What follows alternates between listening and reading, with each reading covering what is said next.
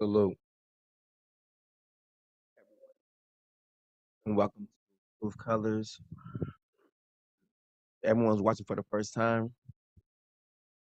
This is the place where truth is not biased. My left hand man, Charles, who's over in Kenya, he has. I gotta look at y'all. This is powerful. You're about to. All right, so Charles just witnessed script. Everyone's about to witness scriptures. We're gonna bring it out. When these things happen, if you have videos like that, you can send them in to me. I'll look and see what the scriptures is, or see what the Father says about it, whatnot, and go with it. A lot of people do that. A lot of people send things to me, and I look at it like, oh wow. Or I might be in a debate somewhere when like I said, I might be in a debate, and then I have to go search for an answer. And as I go search for an answer, I stumble on some stuff. I'll stumble into some new evidence, some new scriptures. I'm like, this if I was never whooping they behind with this. So this right here, this is beautiful. Like beautiful. You go and see it. So like he sent it to me, Charles. Like he sent me the little text. He said, all right, listen. He said, the Day of Atonement was good. You know what I'm saying, for him. You know what I'm saying? But that's what he said. But there were rioting everywhere in Kenya. Rioting through the streets. He said, now, he says, all right, I'm going to read it.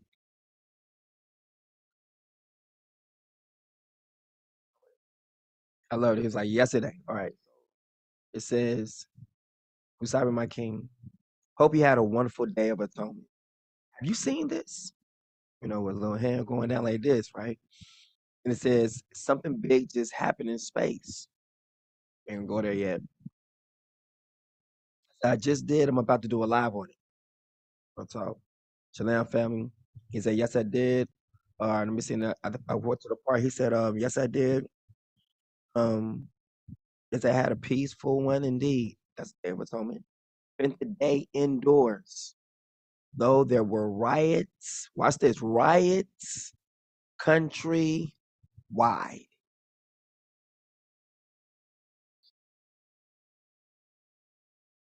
I know they did this purposely to deceive people and occupy them with unimportant things. No, not that.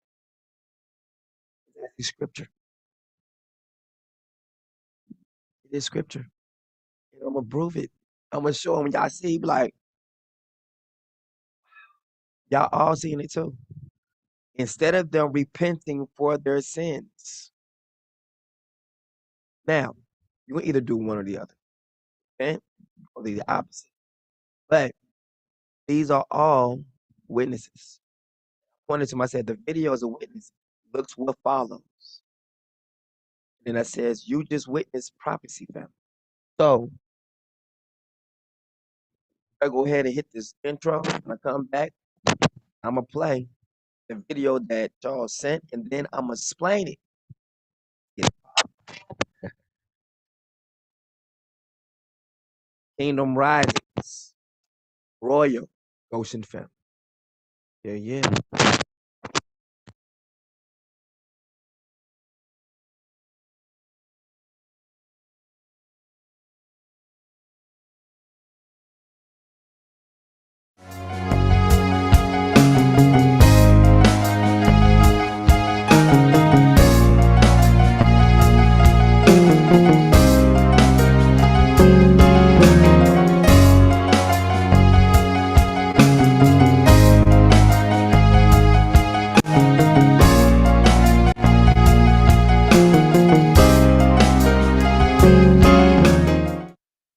Other Psalms. Revelations. And the third angel followed them, saying with a loud voice, If any man worship the beast in his image, and receive his mark into his forehead or in his hand, the same shall drink of the wine of the wrath of Elohim, which is poured out without mixture into the cup of his indignation.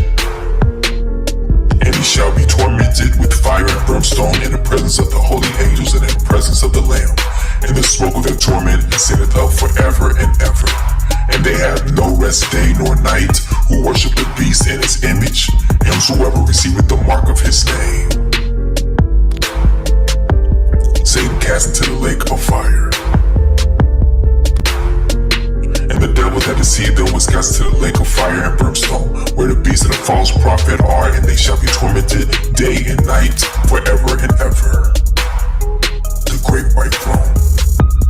And I saw a great white throne, and him that sat on it, from whose face the earth and the heaven fled away, and there was found no place for them.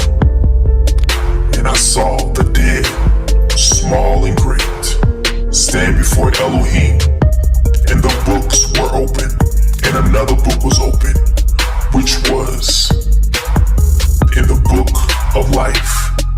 And the dead were judged out of those things which were written in the books, according to their works. And the sea gave up the dead which were in it, and death and hell delivered up the dead which were in them. And they were judged, every man according to their works, in death and hell were cast into the lake of fire. This is the second death. And whosoever was not found written in the book of life was cast into the lake of fire. But I will tell you what will happen to cowards and to everyone who is unfaithful or dirty-minded or who murders or is sexually immoral or uses witchcraft or worships idols or tell lies. They will be thrown into that lake of fire and burning sulfur. This is the second death.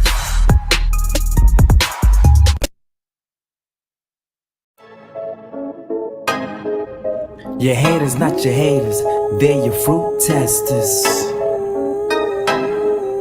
Your haters, not your haters, they're your fruit testers. Hey, Yahuwah says we your haters, not your haters, they're your fruit testers. Multitude like your haters, not your haters, they're your fruit. Beats by other songs. Truth colors, truth colors, truth colors, truth colors, truth colors, truth colors. Hey, when you learn the truth, it will set you free. Many are held captive, stolen identity. But let me just shoot the breeze, release you from Satan's squeeze. He's all like enemies, no matter the color you see. That truth frame.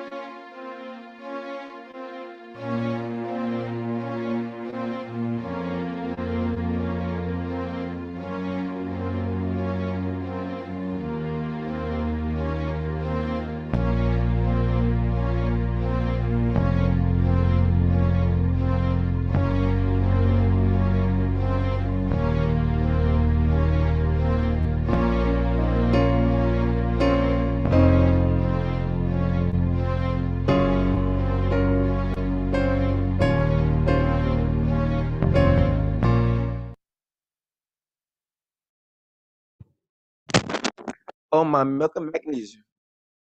Oh, oh my goodness. It's about to be good. Oh, see, look, as time goes on, you're going to have to start rejoicing in everything. And I say again, rejoice. Rejoice what? In the Lord. Rejoice. You know what I'm saying? Some other stuff I want to bring out. If I bring it up right now, it will literally break the internet. People will literally lose their mind. If I can prove that Yahuwah, when they call the Father, is the Son,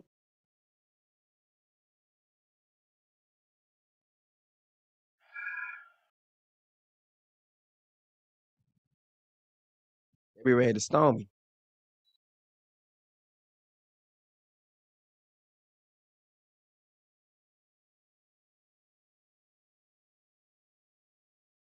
But yet, I can prove that very fact. What I just said. Yahuwah, the Father, Yah the Father, is the Son.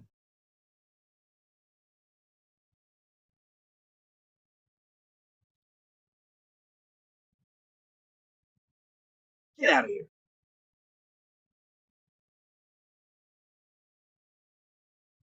No, no, no, no. I was up there looking at it. I was like, are you serious? Remember, I told you how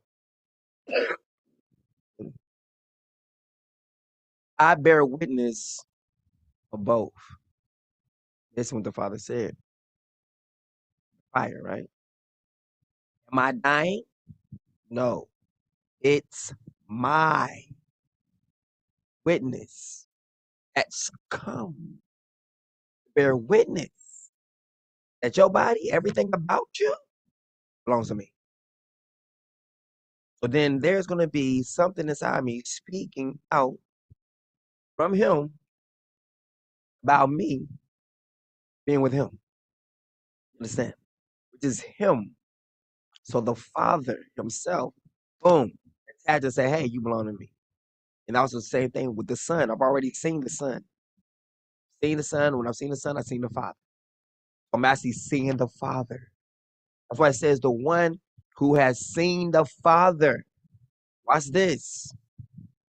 God has declared him. Declared. No one has seen him but the one who saw him.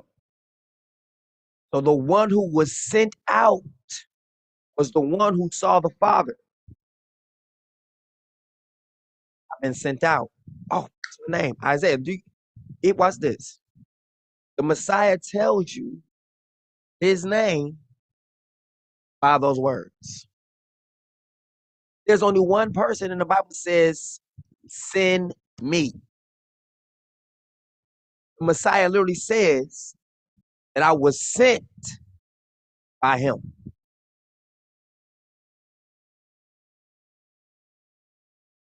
Only one.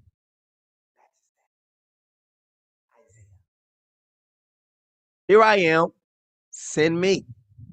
The Messiah literally says that he comes from the Father. The one he says, no, let's go into it real quick.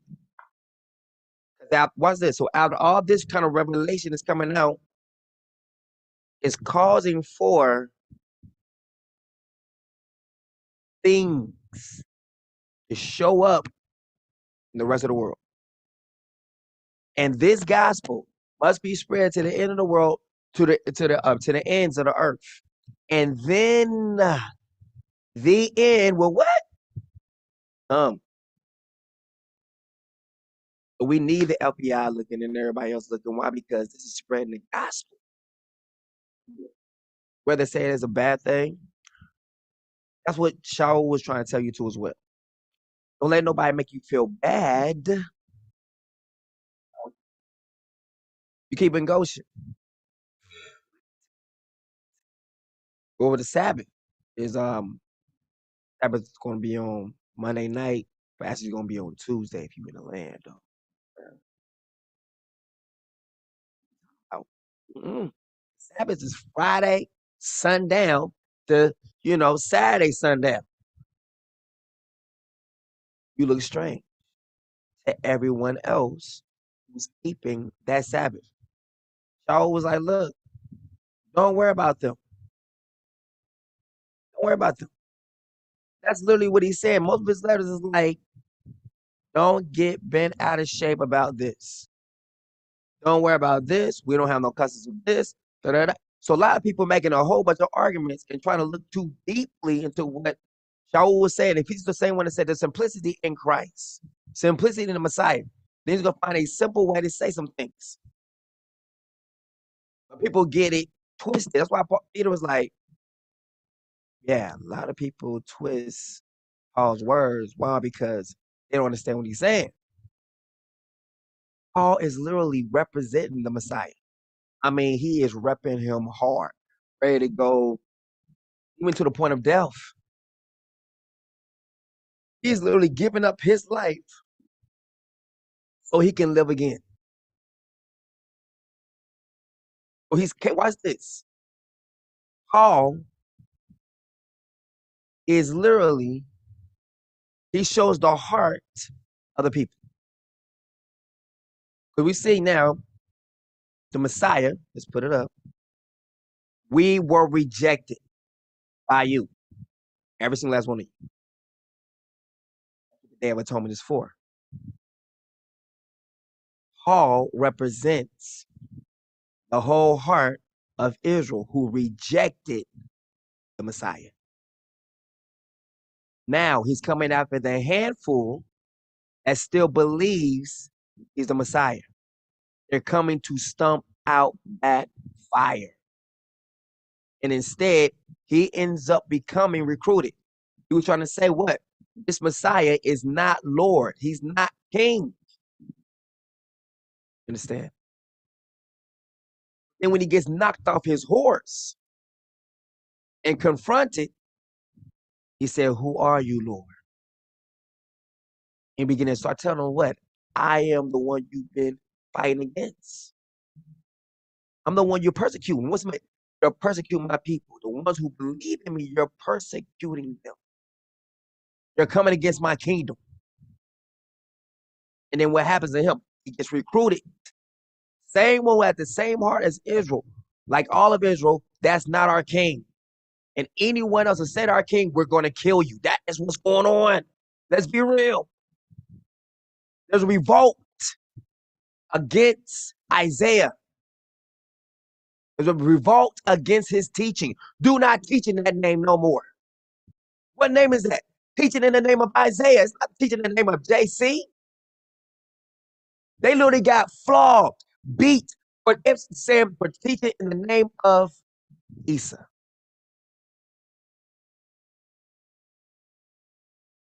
They counted worthy to get beat for that name. Now think about it.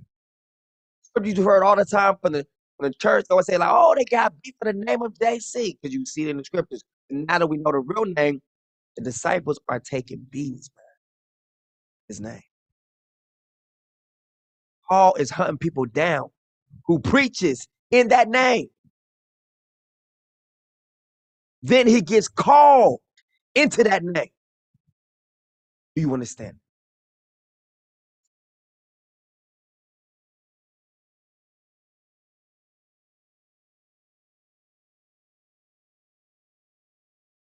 The same name he fighting against is the same name he gets brought up in. He says, I count everything that I know as dung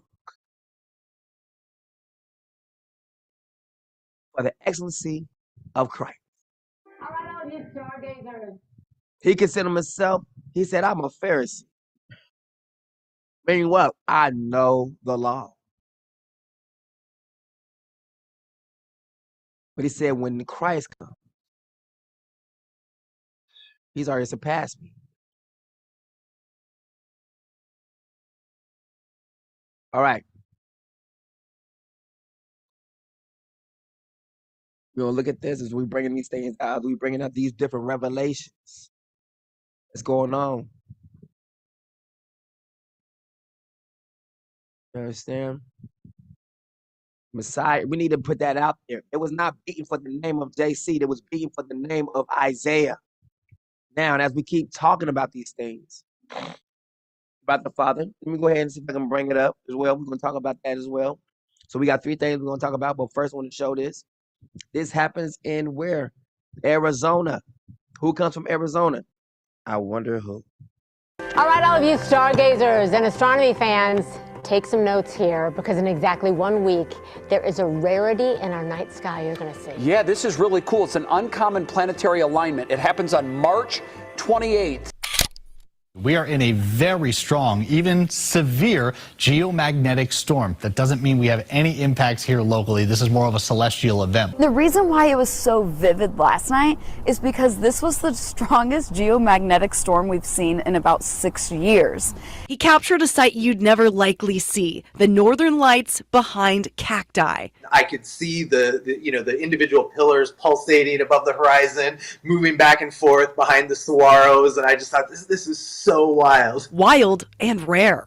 Bill Murtaugh with the NOAA Space Weather Prediction Center says we had a severe level 4 geomagnetic storm after an eruption on the sun that came toward Earth. What is that concern? Well, since we have a spectrum of about 5 different levels, this storm is at a magnitude of 4. So one of the strongest that you can really ever see, and that's why we're seeing it about as far south as the northern side of the entire United States. So a really cool phenomenon. And even some in the Twin Cities. These are beautiful photos. They are gorgeous. What an incredible show. You know, a lot of times people have to go up north just to escape the light pollution here. He could faintly see them out his window, his iPhone picking them up even more. So he set up a makeshift tripod with his professional camera and captured these stunning pictures. With the northern lights visible as far south as Northern California. Minnesota skies were set ablaze Thursday night. I've never seen anything quite like that. It's why photographer Nicholas Nurog is running on 1 hour of sleep Friday. What I saw last night in Duluth was,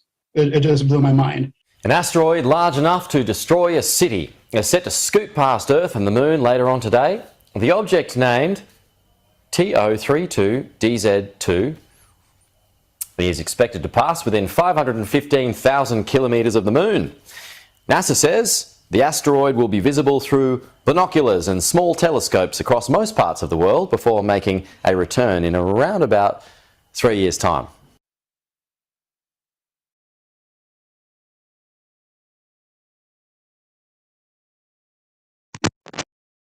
Isn't that one of the most beautiful videos you've ever seen? I mean, just around the world. No, it's beautiful because I'm pretty sure I'm gonna ask y'all a question because did y'all see it?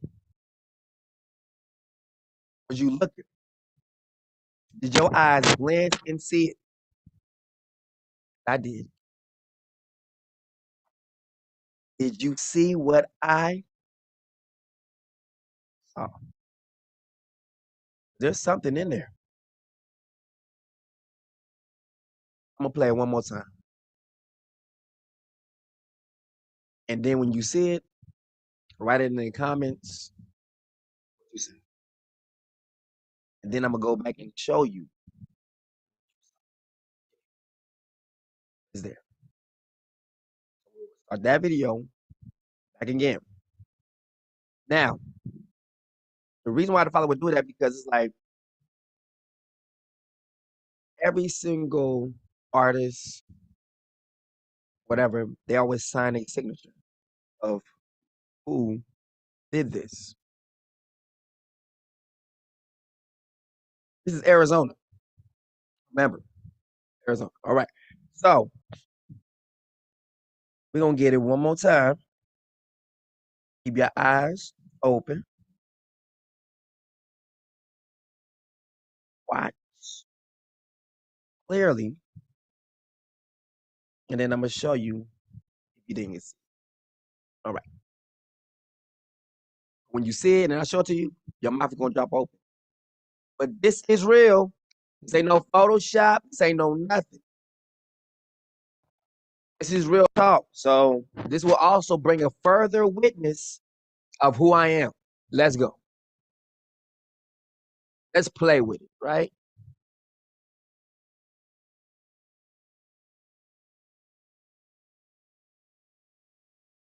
All of you stargazers and astronomy fans, take some notes here because in exactly 1 week, there is a rarity in our night sky you're going to see. Yeah, this is really cool. It's an uncommon planetary alignment. It happens on March 28th. We are in a very strong, even severe geomagnetic storm. That doesn't mean we have any impacts here locally. This is more of a celestial event. The reason why it was so vivid last night is because this was the strongest geomagnetic storm we've seen in about 6 years. He captured a sight you'd never likely see, the northern lights behind cacti. I could see the individual pillars pulsating above the horizon, moving back and forth behind the saguaros, and I just thought this is so wild. Wild and rare. Bill Murtaugh with the NOAA Space Weather Prediction Center says we had a severe level 4 geomagnetic storm after an eruption on the sun that came toward Earth. What is that concern? Well, since we have a spectrum of about 5 different levels, this storm is at a magnitude of 4. So one of the strongest that you can really ever see, and that's why we're seeing it about as far south as the northern side of the entire United States. So a really cool phenomenon. And even some in the Twin Cities. These are beautiful photos. They are gorgeous. What an incredible show. You know, a lot of times people have to go up north just to escape the light pollution here. He could faintly see them out his window, his iPhone picking them up even more. So he set up a makeshift tripod with his professional camera and captured these stunning pictures. With the northern lights visible as far south as Northern California. Minnesota skies were set ablaze Thursday night. I've never seen anything quite like that. It's why photographer Nicholas Nurag is running on 1 hour of sleep Friday. What I saw last night in Duluth was, it just blew my mind. An asteroid large enough to destroy a city is set to scoot past Earth and the Moon later on today. The object named TO32DZ2 is expected to pass within 515,000 kilometres of the Moon. NASA says the asteroid will be visible through binoculars and small telescopes across most parts of the world before making a return in around about 3 years' time. All right. Let's see who can see what I saw. Trying to train your eyes. Trying to train your eyes. Trying to train your eyes. All right. I'm going to give y'all a minute to answer. What did you see? Right. Write it in. I'm going to wait. I am not going to say nothing. I'm going to be looking on here to see if anyone's saying anything. While you at it, take time to like the video. I know when people come over here, they eat, they forget to like the video. Man, that was good food right there. You know, it'd be like at least 7 or 10. We'd be having like 2 likes. I know people sometimes forget, but it's cool. But just like the video, right? And it will show more of this, right? If you don't like the videos, and they're like, well, they show up over there all the time, but they haven't liked the videos, and then they'll just remove you.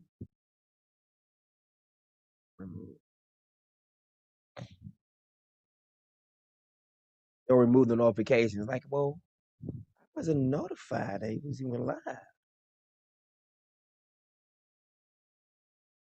Facebook be just acting crazy at the time. Like, well, this person really said they liked it, but they didn't like it. So you have to like the video. Right. I'm seeing if anyone answers. It doesn't say if anyone commented on the video yet. I'm looking. Added to the video. So, no. No one. Put it right up underneath there, so it's a reply. Person's reply to you. Anyone? Nobody? Going on YouTube. Anyone? I saw the rainbow colors of the covenant. That was from Doors. All right. Yep. That was definitely currently there, but we're going to see what those colors represent. Yeah. Yeah. Good one. Good one. Go. Anyone else? Anybody else want to take a stab at this? What I saw? Anybody? It's going to blow your mind when you see it. I show it to you. It's going to blow your mind. Y'all know I definitely, yeah. Okay. So I've been proving to you, trying to show you. I just logged on. I guess I get to see it a third time. All right, hold on. Did you get to see the video, Rachel?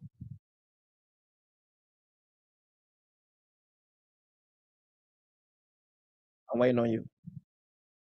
Answer something in the text. I'm gonna go with this. Now my king family. I just logged on. Nope. Look at that. Mercy said no. All right, so we're gonna go ahead and give her a chance to see the video twice. I mean, y'all get to see the video. Like a total of almost like 6 times. Like didn't see it at all. Look, he saved y'all. I'm gonna do it again. Y'all get to see this video 2 more times because she haven't seen the video not even once. I've seen the video already twice. She only get to see the video like 4 times, right? She had to see the video at least twice.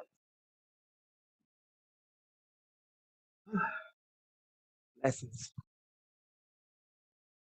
What's the video today about? I don't know. It's about a video we just kept playing over and over. I love it though. It's beautiful.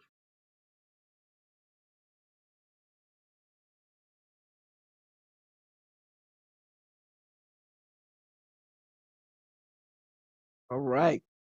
Now this took place in Arizona, not just Arizona now, but it's actually saying it's happened also around the world.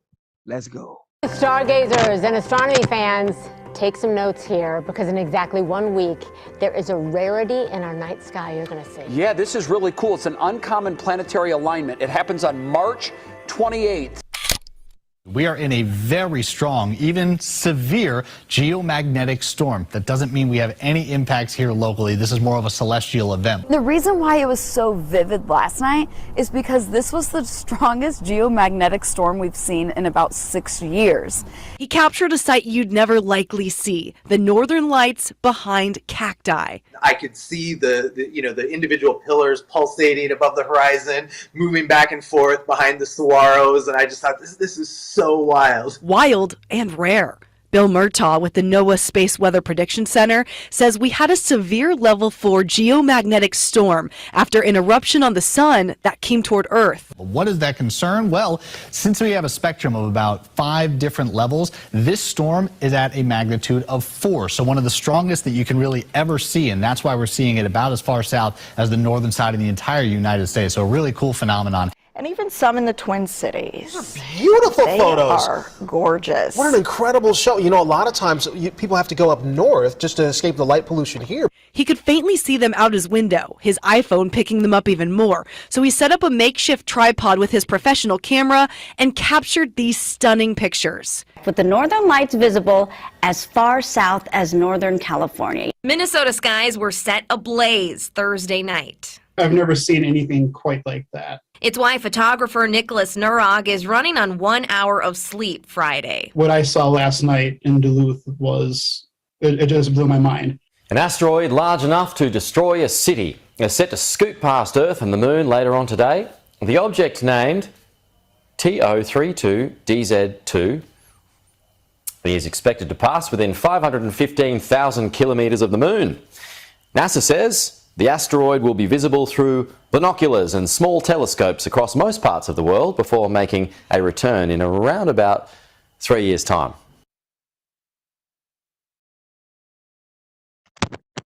All right. You get to see it one more time. All right, now this time, tell me what you see in this video, Rachel. That's for everyone. Y'all get to see it one more time. All right. You got to see it one time. You're about to see it again. And then the first time is like you just look in and see what's going on. This time, I'll tell you Pay attention. Like I said, now watch this. When I do it, I'm so serious, it's powerful. My mind is getting revelation as I'm even already thinking about it. So yeah, we ain't gonna see pyramids the same way people see it no more. We're not gonna see different things the way people see it no more. We're gonna understand what's really behind it. Because with every single mockery, there's gotta be a truth that is there.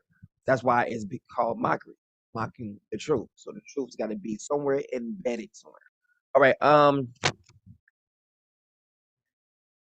we're gonna do this one more time. This be 4 times for everyone who's right here, and this is the second time for Rachel. All right, so after this, y'all need to let me know what y'all see. All right, fully. I'm about to tell what y'all didn't see if y'all don't say it. All right, let's go. All right, all of you stargazers and astronomy fans, take some notes here because in exactly 1 week, there is a rarity in our night sky you're going to see. Yeah, this is really cool. It's an uncommon planetary alignment. It happens on March 28th. We are in a very strong, even severe geomagnetic storm. That doesn't mean we have any impacts here locally. This is more of a celestial event. The reason why it was so vivid last night is because this was the strongest geomagnetic storm we've seen in about 6 years. He captured a sight you'd never likely see, the northern lights behind cacti. I could see the individual pillars pulsating above the horizon, moving back and forth behind the saguaros, and I just thought this is so wild. Wild and rare. Bill Murtaugh with the NOAA Space Weather Prediction Center says we had a severe level 4 geomagnetic storm after an eruption on the sun that came toward Earth. What is that concern? Well, since we have a spectrum of about 5 different levels, this storm is at a magnitude of 4. So one of the strongest that you can really ever see, and that's why we're seeing it about as far south as the northern side of the entire United States. So a really cool phenomenon. And even some in the Twin Cities. These are beautiful photos. They are gorgeous. What an incredible show. You know, a lot of times people have to go up north just to escape the light pollution here. He could faintly see them out his window, his iPhone picking them up even more. So he set up a makeshift tripod with his professional camera and captured these stunning pictures. With the northern lights visible as far south as Northern California. Minnesota skies were set ablaze Thursday night. I've never seen anything quite like that. It's why photographer Nicholas Nurag is running on 1 hour of sleep Friday. What I saw last night in Duluth was, it just blew my mind. An asteroid large enough to destroy a city is set to scoot past Earth and the Moon later on today. The object named TO32DZ2 is expected to pass within 515,000 kilometres of the Moon. NASA says the asteroid will be visible through binoculars and small telescopes across most parts of the world before making a return in around about 3 years' time. All right. Now, tell me what it is that you saw in the video. I'm going to be looking for comments.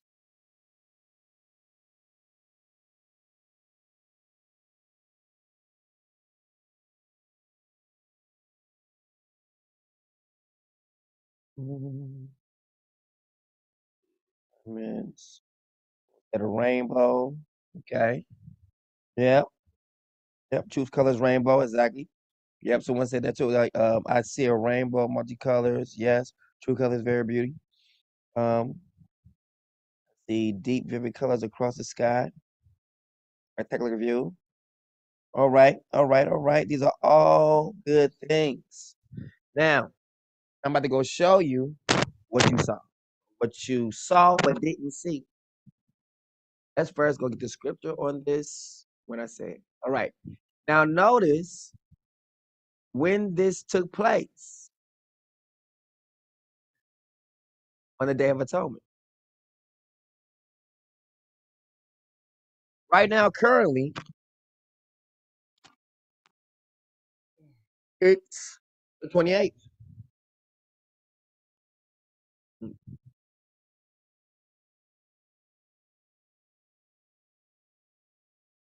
Now, I love this. Let's get it.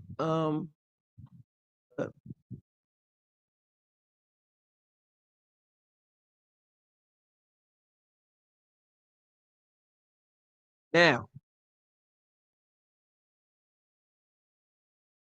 We're gonna bring some things out. There's some stuff that's showing here. Watch this. And there will be signs in the sun, in the moon, and in the stars. And on the earth, watch this, distress of nations. Now we heard where I read about how remember how Charles said that it was like a trick or something like that. Like, I know they did that to bring a distraction. I said, no, it's actually prophecy. Look what it says. At the time when these signs are showing in the sun, or in the moon, or in the stars, at any time, on the earth will be what? Distress of nations. Be what? Rioting nationwide. Watch this. With perplexity, the sea and waves roaring. When these things happen, that means you expect what's going to be hitting these things right here. Watch this. Men's hearts fell in them for the fear and expectation of those things which are coming on the earth. For the powers of the heavens will be shaken. Watch the other part.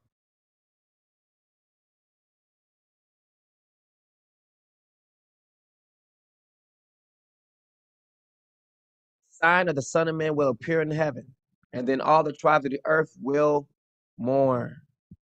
And they will see the Son of Man coming on the clouds of heaven with power and great glory.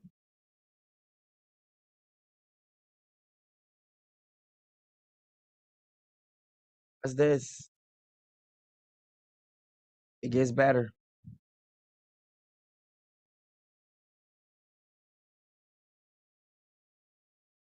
So we've seen this phenomenon take place in the sky. Now I'm about to go show you some things you did not see.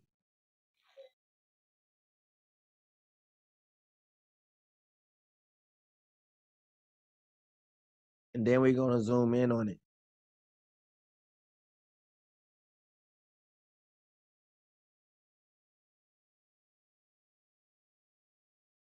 It's about to be powerful when you see it too. All right, it's there. Now let me show you what you did not think you saw. Let me show you what you didn't see.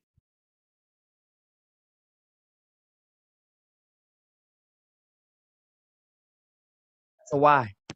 The yard right there. That is literally the sign of the branch in the sky. The branch. That's a whole Y right there.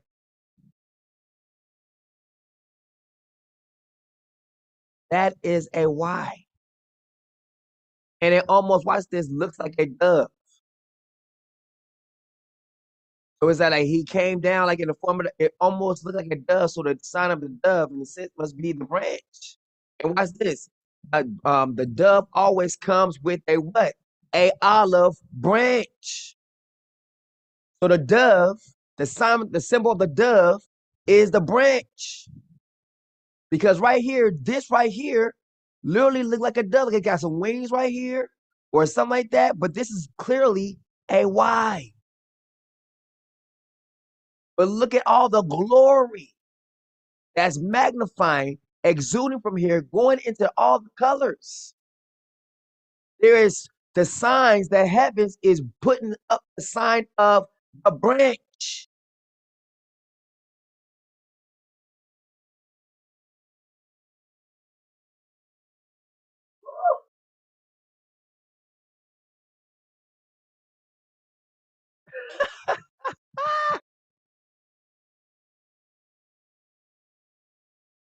Can y'all see that? Let's go get it. Hebrew. Oh, that's ancient. Yo. Yep. Hebrew.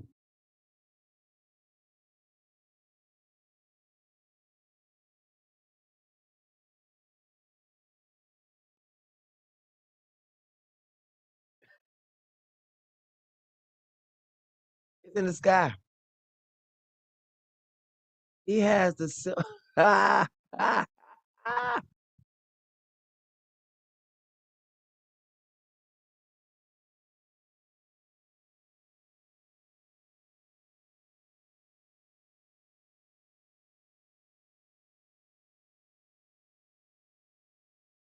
That's what's in the sky. The sign of the sun is in the sky. And it's so vivid. Like, there people like, wait a minute, I missed that. I don't know. That's why I said we're gonna do it again.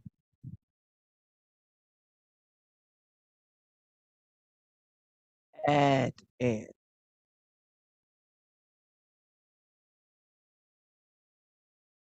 arm, hand.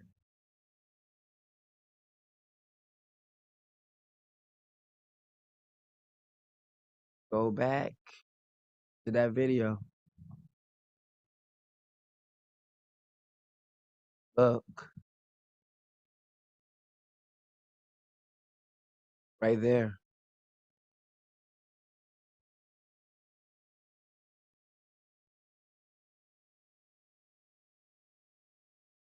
Powerful. That is powerful.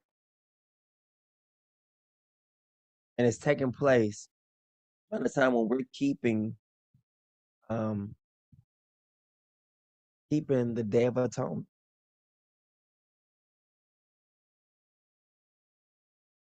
It's taking place. It's a sign like at the time when we're keeping the Day of Atonement, these signs are taking place, letting us know what we got everything we're supposed to be doing. We're doing what we're supposed to be doing.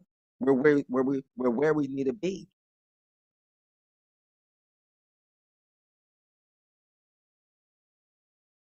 These signs are constantly following us.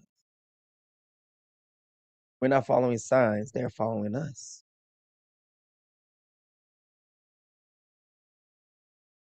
That is just powerful. Very powerful. Now, next one real quick.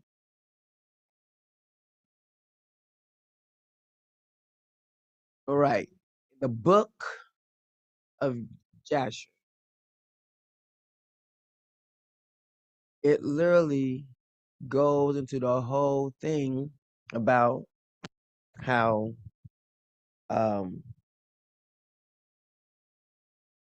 Adam and Kua were created. About the one who created them, and it also gets into their sons, which is actually Havel, or it's Cain and Havel. People mostly say always Abel, but it's Havel. Havel. It's almost like Havel, almost like hey, Havel, and Cain would be, they say Cain, but it's Cain, and then Havel, Abel.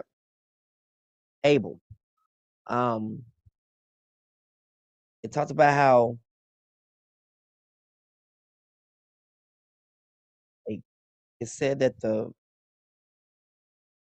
Lord or God, the one who created them, showed up to him, came to Cain. I'll find it right now. That was, I think, yeah. We'll go straight to Joshua. This what? Book of Joshua. On the first, we just go off chapter 1. That's how we do it. It goes right back into the same context of Genesis. Like literally. I want this.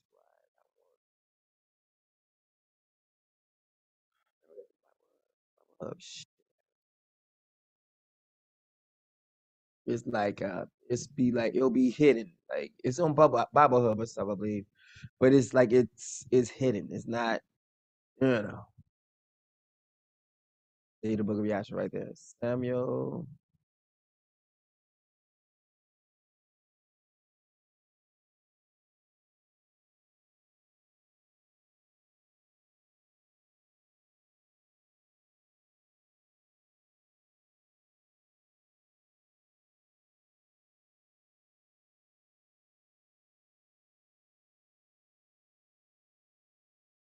I don't have it. It doesn't. They have other books. Look, Yashar.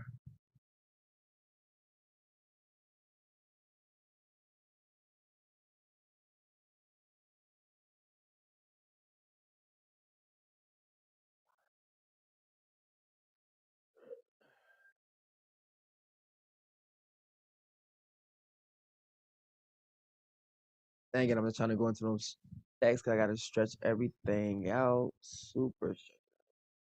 That's what I'm trying not to do.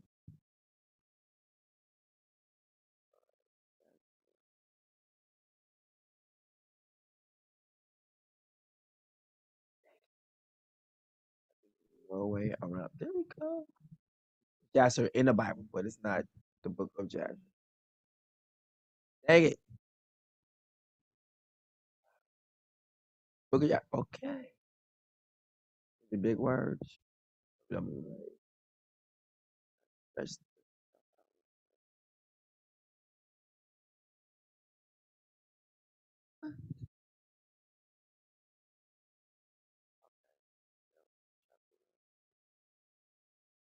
oh, that's what I don't want. Book of Enoch, maybe it's in the same area.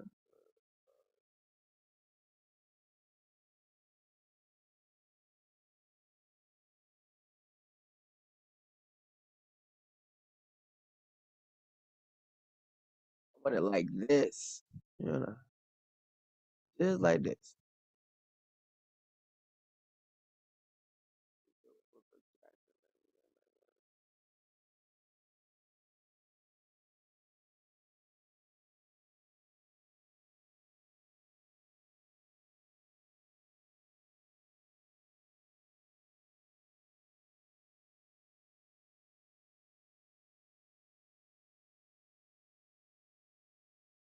Looks I'm gonna be stretching a lot better.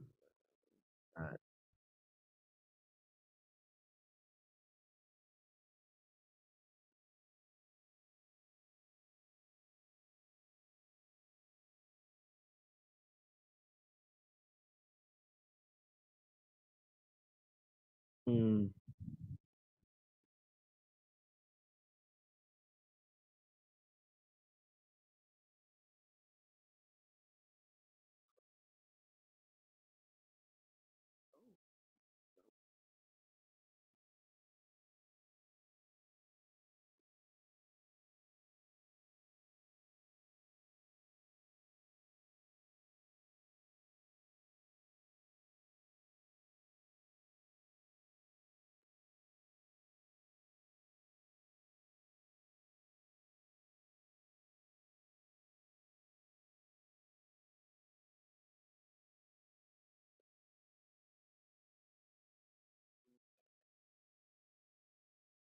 That's good.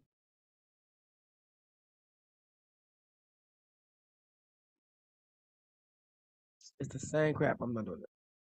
All right. I'll just do the other one.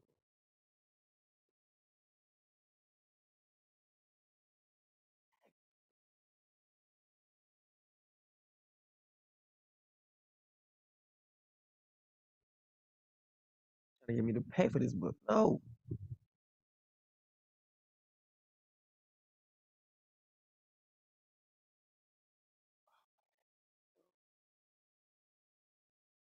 Online. Shoot.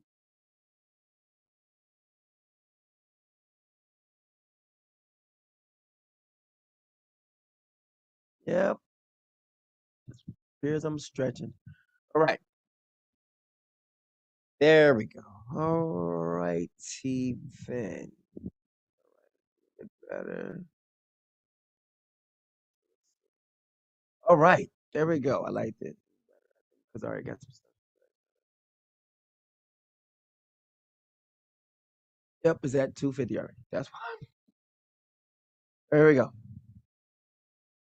Let's look here. We're gonna find out some things. It says, look at it says. All right, so in the Sefer it says and Elohim. Now, when you look up the word Elohim, when I did it from the Sefer, it brings up a couple things. All right. I'm going to the picture myself.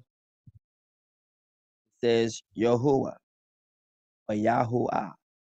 I am he, watch this, who breathes life. Behold the nailed hands. That's what it says. Literally. I am he who breathes life. Behold the nailed hands. Two.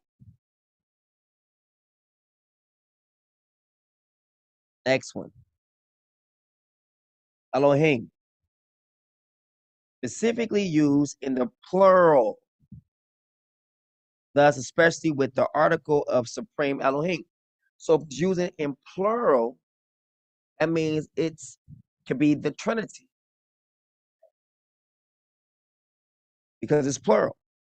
The creator of the heavens and the earth. When non-bold, lowercase, in reference to the false Elohim of the heathen. Also reference to magistrates and sometimes as a superlative, angels exceeding Elohim, and have other things like very great judges and mighty. So that's what Elohim means, like a very great judge of the earth or judges of the earth. Because Elohim is plural. Plural is like it's more than one.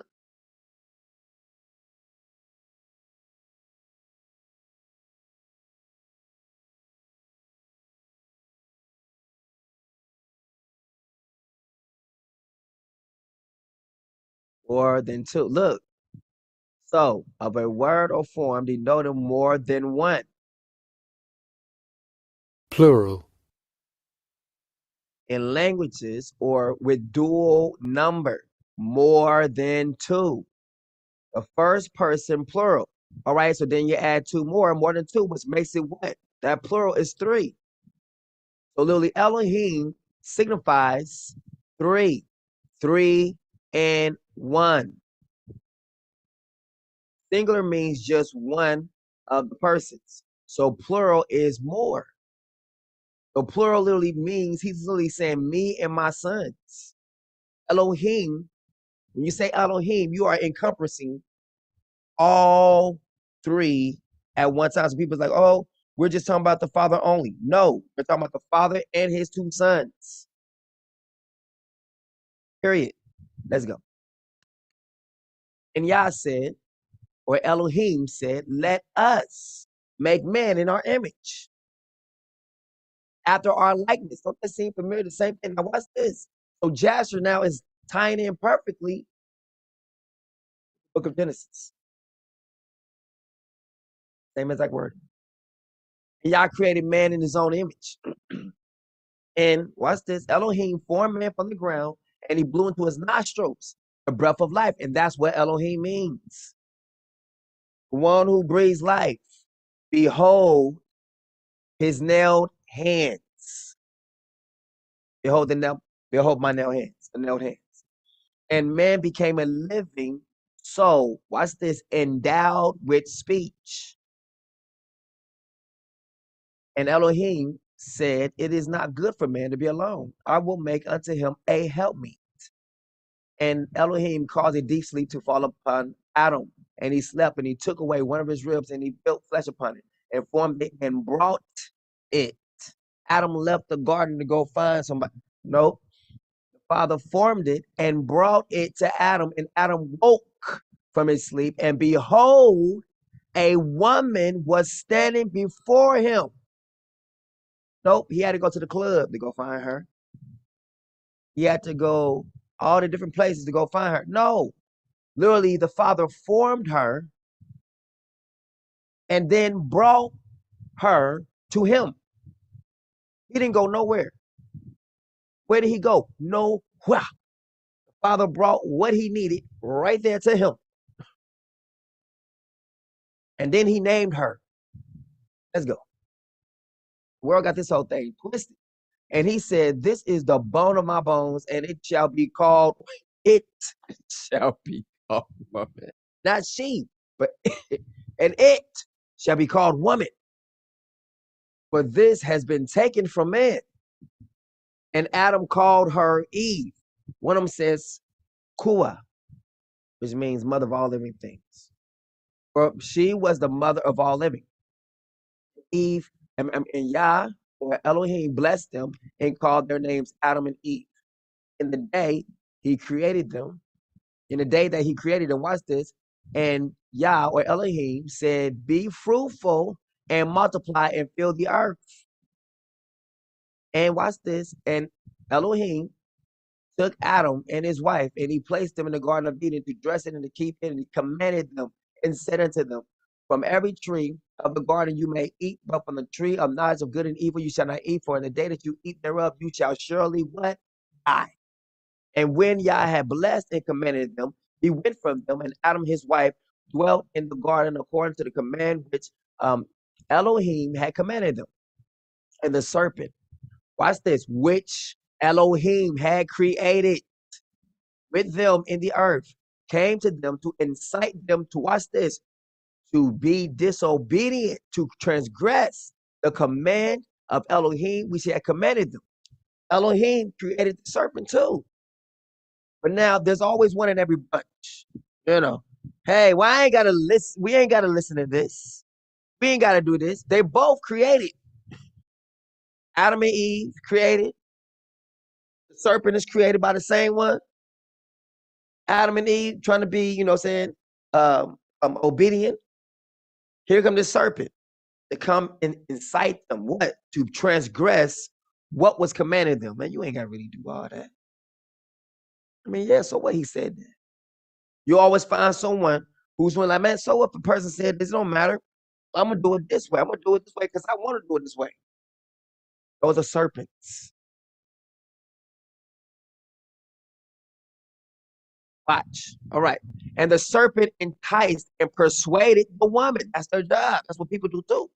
You ain't got to do this. And they try to persuade you to do opposite than what the king said.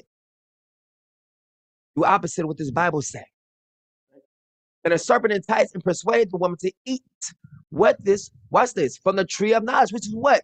Girl, come on, lean to your own understanding. How you feel about this? What you think about that? Hey, boy, what's up, man? Yeah, man, what's up, man? Yeah, how you feel about this? What you think about that? What's your opinion? And the woman hearkened the voice of the serpent, and she transgressed the word of Elohim and took from the tree of knowledge of good and evil. And she ate and she took from it and gave also to her husband, and he ate. And Adam and his wife transgressed the command of Elohim. Now watch this. We're going to see who Elohim is.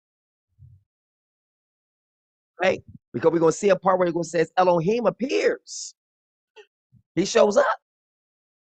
Right? We have to put that out there to find out what my brother said, right? Just find out what we said when we was here. All right, wife transgressed the command of Yah, which he commanded them, and Yah knew it. And his anger, look at this. And Adam and his wife transgressed the command of Elohim, which he commanded them. And Elohim knew it. And his anger was kindled against them, and he cursed them. Now he got mad so bad, and he just cursed them. Who in the world just gets mad real quick and just curse you in their anger? Scripture says, it's the Son. Please, you perish from the way when his anger is ignited. Anger is kindled. It's the same person.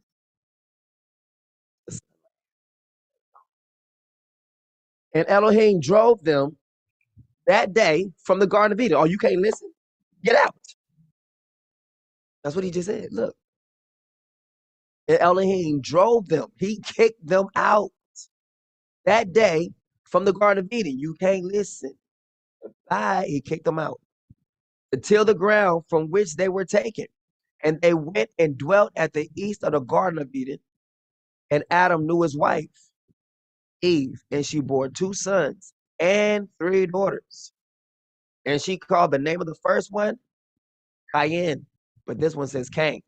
I have obtained a man from Yah, from Elohim, in the name of the other she called Abel or Hevel. And for she said, and watch this, for she said, in vanity we come into the earth, and in vanity we shall be taken from it. Vanity mean what? Like meaningless, nothing, you know. Because they're what? They lean to their own understanding.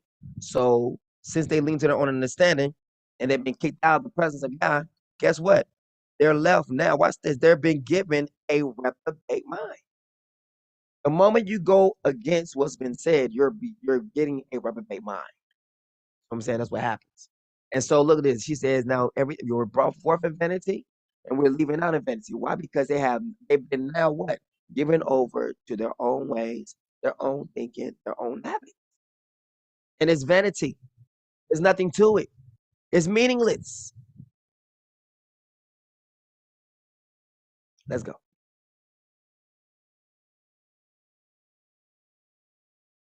And the boys grew up, and their father gave them a possession in the land, and Cain was a tiller of the ground, and Abel a keeper of a sheep, or a keeper of sheep. And it was at the expiration, watch this, of a few years that they brought an approximating offering to who? Elohim. And Cain brought on the fruit of the ground, and Abel brought for the firstlings of his flock, on the fat thereof. And Elohim turned and inclined to Abel and his offering. And a fire came down from Yah, from heaven, and consumed it.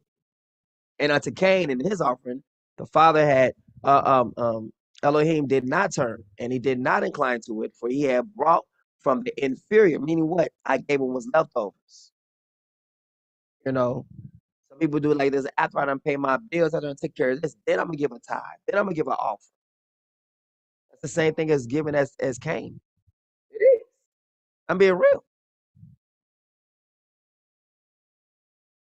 The first fruits of the house belongs to the king. First fruit. Then what I have left, I'll give some more. That is literally the same thing like Cain did. Let's look at it. Abel brought from the firstlings of his flock, from the fat thereof. And guess what?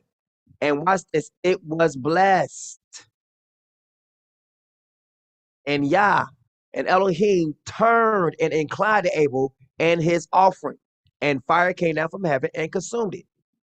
Meaning what? It's blessed. Now watch this. Other one gives, but you know, if I have some things left over, this is, and unto Cain and his offering, Elohim did not turn, he did not incline to it, for he had brought from the what? Inferior fruit of the ground before Yah. And Cain was jealous against his brother, and Abel on account of this, and he sought a pretext to slay him. Now watch this. The father knows what a person comes into contact with and what a person decides to give with. Whatever you decide to give at that time, how you have given it, how you have prepared this, determines if it's inclined to be blessed or not. If you're giving me seconds and it's not the first, I guarantee you, you have not seen a return on anything you've given because it came in. If I have anything left over, then we give this to the king.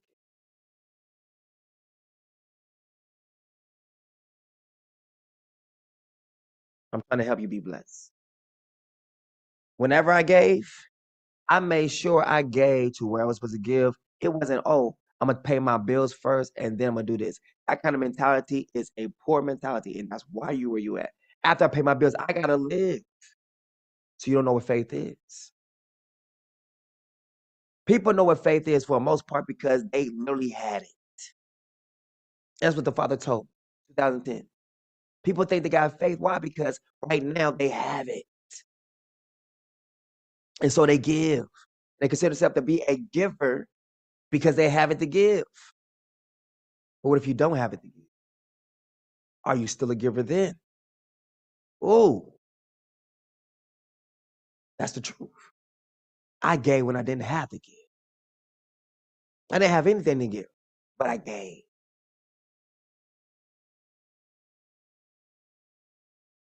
If I had bills, guess what came first? My tithes, my offerings. And then my bills.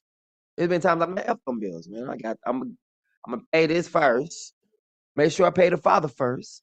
And after that, he'll cover the rest. That's always been my mentality. But I guarantee you, most of y'all mentality is I gotta live. I gotta pay this rent, I gotta pay this car note, I gotta pay this and this. And then if I got something to give over, I'm gonna give it. Guess what? You've been giving that way all your life, and that's not a heart of a giver. You're giving out of your increase. You're not giving the first part of your increase. You've never done it. So you don't even know what it's like to really give. So watch this. You're gonna see now the correct way of giving and the wrong way. Abel gave the first. That's what I've always done, giving the first. And what I've given for a tithe, I gave the same thing for an offering.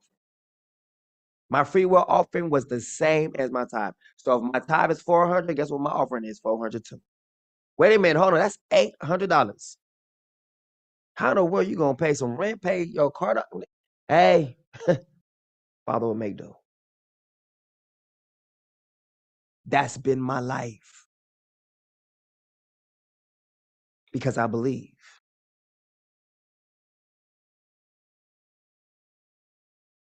I believe the word. I believe that this job I had, this money that I had right there was nothing, that the Father secured everything. And if he didn't, then I might as well take the Bible and burn it. That's what kind of person I was when I was even called a Christian. I mocked other Christians who didn't have no faith like that. I looked at you as jokes. Y'all playing games.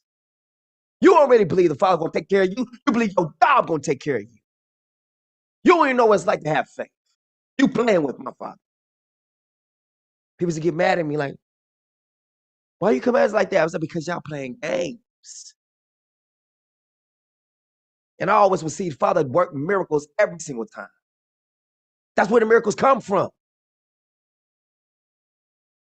If you're always scared to step out the boat, you ain't gonna ever see a miracle. You'll always be holding on by a thread because you ain't never got the boat. And the Father literally got to pull that thread so you can see that he got you. The Father did the same thing for me. And I thank y'all that he did it because I'll be in the boat just like me and you. But I had to be the first one to get out that boat. The Father pushed me out that boat. It wasn't no, all right. No, it was like, shove, get out.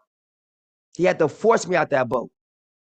He literally put a job before me. Let me go get it and then pull the job from me and they said, now trust me to take care of me. Because I was trusting this job. Those have a job, Father. I know you're taking care of me that way. Well, if you don't have a job, is he still taking care of you? Because that was my job right there. I didn't have one. Until the Father told me in 2013, son, why are you trying to go to work when you are already at work? I've been at work my whole entire life and didn't even know it. My whole entire job is just to preach the gospel. That is it. Do music, raise the banner, and bring the people home. That's it.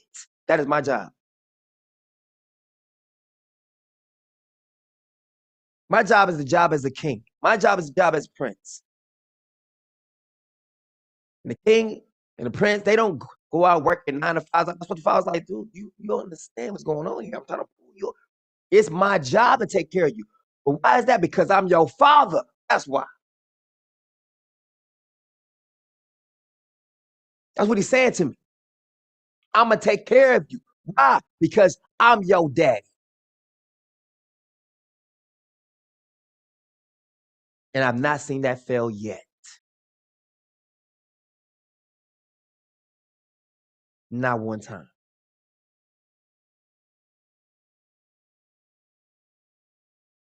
Mike and Michaela don't go hungry.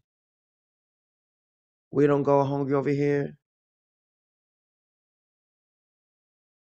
People need help at times. We all like, hey, we need something. People need to eat something. We're open. Hey, people just gotta let me know, hey, chicken over here, something. I'm always open. Always. Why? Because I understand. I get it. I do. People don't think I get it more. I get it more than you all would even understand that I get.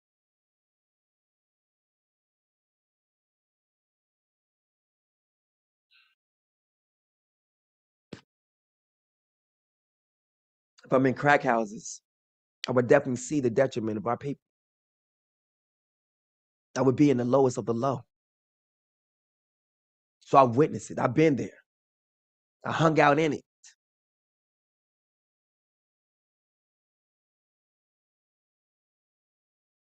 So now I move through different crowds, move with different people.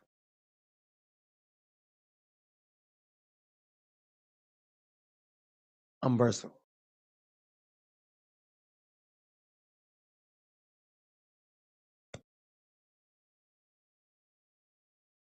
Let's go. So today, make up in your mind that when you give to the king, you're giving me the first. It's not, well, I done took care of my bills. Now let me, go ahead and pay this to the king now. Woo! And expect to be blessed. You just gave a Cain offering. What did Cain get? Did he ever get blessed from that? No, he didn't. So how can you expect the same thing? If my gift is not first, or if I'm not the first of mine when you get paid, then guess what? You're not going to be blessed. I'm just putting it out there. You either want to give an Abel gift or a Cain. That's free will offering. That's for anything that you decide to do. It's out there for anyone, I'm telling you. That's why Paul's already say, like, have it made up in your mind. What you going to...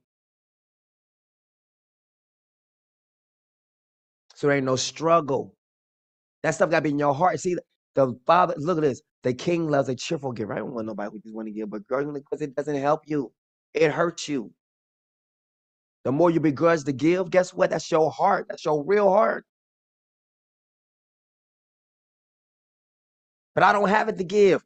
Stop making an excuse. Give up some time. You got time, right? Give it. Hey, King, you need some help? You need this, you need this. I guarantee you, towards I had to do the same thing. If I didn't have it to give, hey, all right. So I'm up at what? I'm at the ranch. I'm working. Tithing can be sown in your time.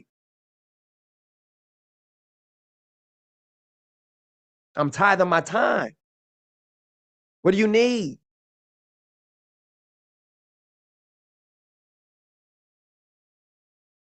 I thank the Father that I grew up the way I grew up in that church. It's a pretext. Because I've seen every single time I did something without understanding everything, I still was blessed. I didn't complain about much. You know why? We was taught by him not to complain. And we've seen in the scriptures multiple times how the people with Moses was destroyed because they complained. We start to understand that when you complain, that's when you start to sound an alarm for the enemy to come and destroy you.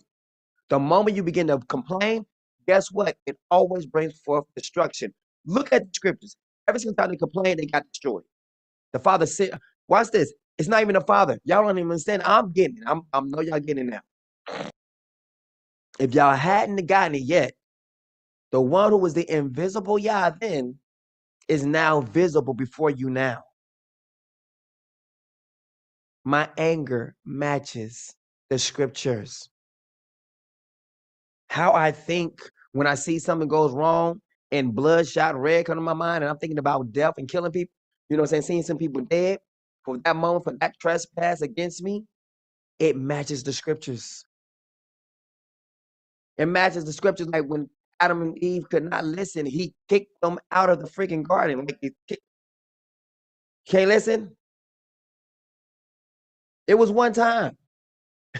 It wasn't two times. It was one time offense. Bye-bye. Go to the east side of the garden. Look what it says. I want y'all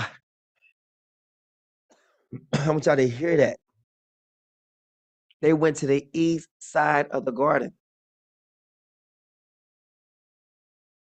Does that mean they was on the west end? Look. He drove them from the Garden of Eden to till the ground from which they were taken. And they went and dwelt at the east of the Garden of Eden. So they must have been in the west part of the Garden of Eden from the beginning. West, so-called Africa.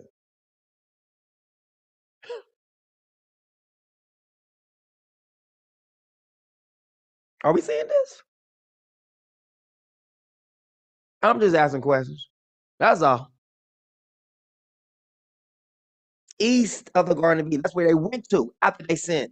Before that, they was on the west. I don't want to play with it. I'm just, nope. I'm just going to keep on going. Let's go. My brain's already on fire. All right. So,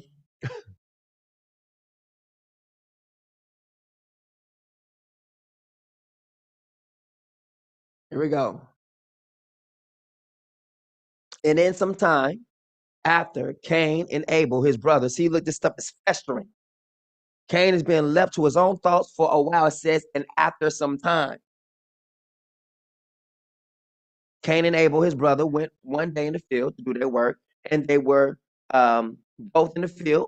Cain tilling and plowing his ground, and Abel feeding his flock, and the flock passed that part which Cain had plowed in the ground, and it sorely grieved Cain on this account. Now, watch this. Cain has the nerve to be a little bit ticked off. When this boy done did what he did, you know, look at this. This just jealousy is going to come up out of, you know, Cain or Cain. You're going to get a little bit pissed off. He pissed off right now, but Abel going to have a right to do what he's doing. I love this. It's beautiful. Let's go.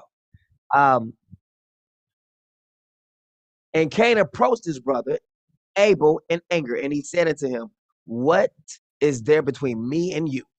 And thou comest and dwell and bring thy flock to feed in my land. I love this part right here. This part is.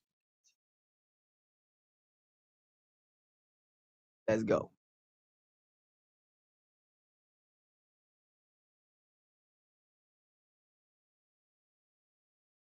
And Abel answered his brother Cain and said unto him, what is there between me and you, that you should eat the flesh of my flock and clothe yourself with their wool? Look at this boy up here talking about, what is your problem bringing your sheep on my land when you sat there? Cain is up there wearing Abel's sheep wool while he's out there working. That is some boast. You don't, and then go ask him why he here. Why are you here? You wearing my sheep's wool right now. Like, this is crazy. He said, now therefore put off the wool. See, he's looking right at him with the, put off the wool of my sheep. That is cold-blooded. You got mad because son accepted Havel's, you know, offering his gift, but you up here ticked off. You got ticked off at all, so you won't take his sheep, huh? Well, I'm gonna take his sheep too. He did. He took a sheep. Cain took a sheep, took and killed that mug, ate him, gutted him, and took his wool. And then go look at Abel like, you got a problem bringing your sheep on my land. Like, yeah, we got a problem. You just ate some free food. You need to pay me for the sheep that you just ate. Now, Abel must have had the best sheep of the land right there, because for him after that, man, that sheep was so good, he went ahead and put the wool on his skin. He put the evidence on. He didn't hide nothing. So the mind of a killer had to grow over time, man, because there is nothing in him to have any shame towards what he has done. He is out here wearing a wool, the wool he just got through getting from Abel's sheep. That is just, that is horrible. Just look at the mindset of that. This is Cain who did this. This is hilarious. All right, watch this. Mm-mm-mm.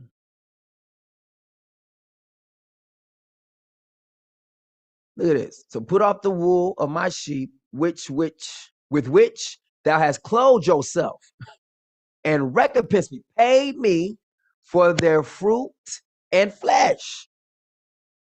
You know, like, pay me. You owe me.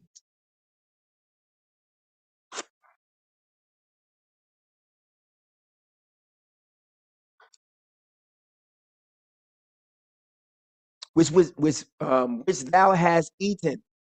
And when thou shalt have done this, I will then go from your land as you have said. Now it's about to get a little interesting. Because, you know, Cain, because he done got the heart of, I done took your sheep and slain it and ate it. But boy, who you think you talking to? I'm talking to you. So it's about to go there. It's about to go down.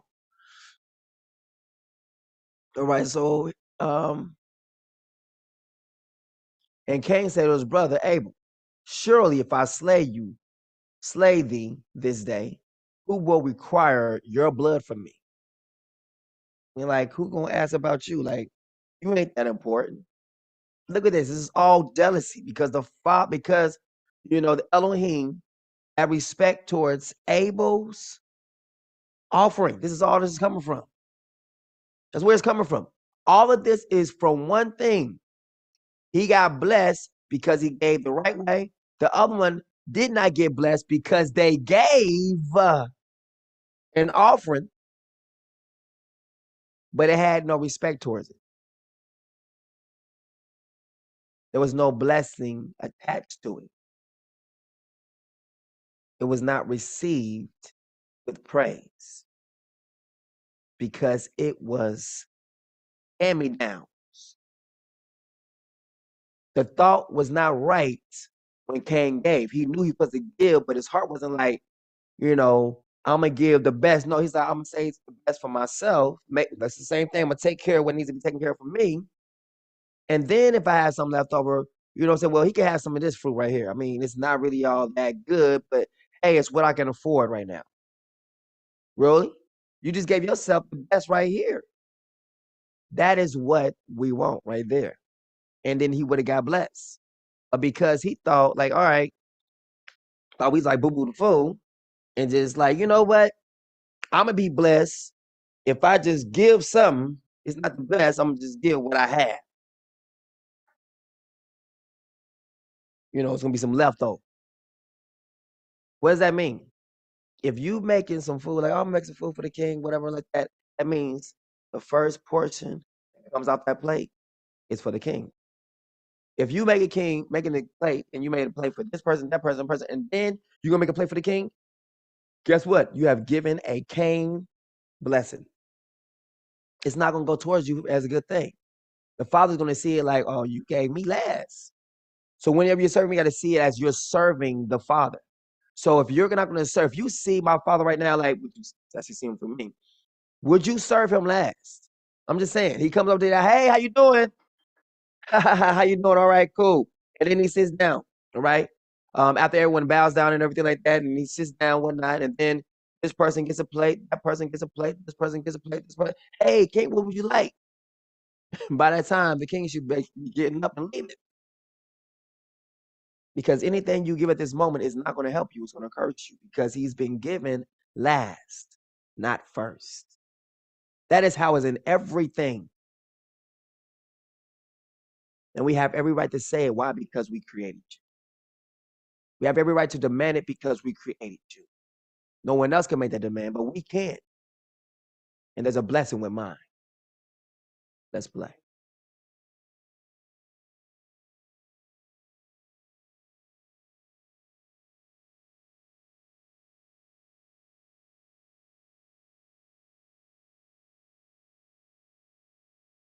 So if cash power is in mine, Cash power should be done with the first in mind, not if I have some later. Because then that offering will not be well received by my Father. He will say, I gave, but nothing happened because you gave a Cain offering. Abel gave the first, not if I have something left over, I'm going to give it. That's not how it works. Then you're going to ask me, watch this, you don't got your blessing. Your blessing is that right there. If you have something left over, watch this, like, if I have a blessing to give to you later on, I'll give it. People want the first from us, but then give us what they might have time for. And then expect to be blessed. That is hilarious. On all accounts.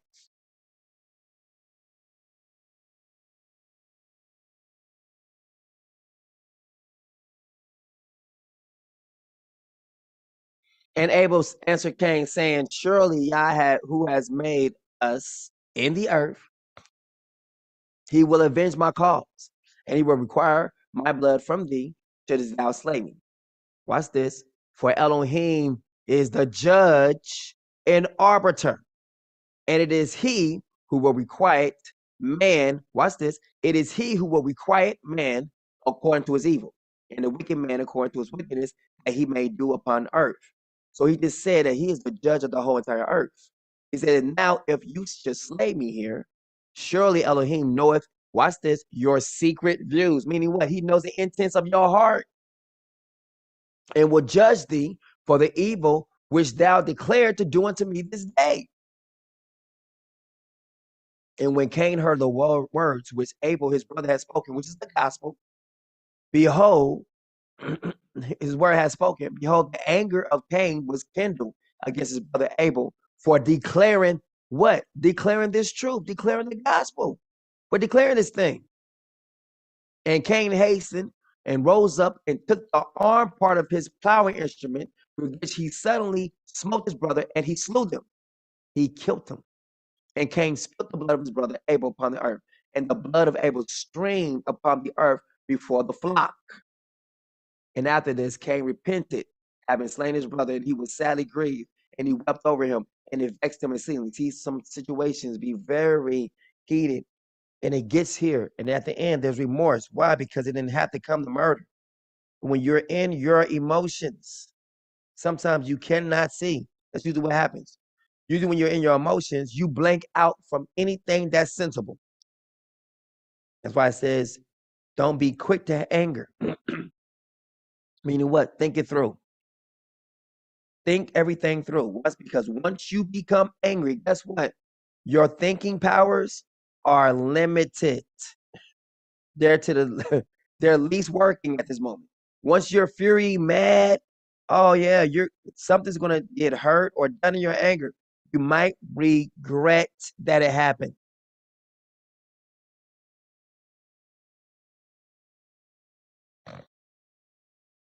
You know what I'm saying? You might regret it.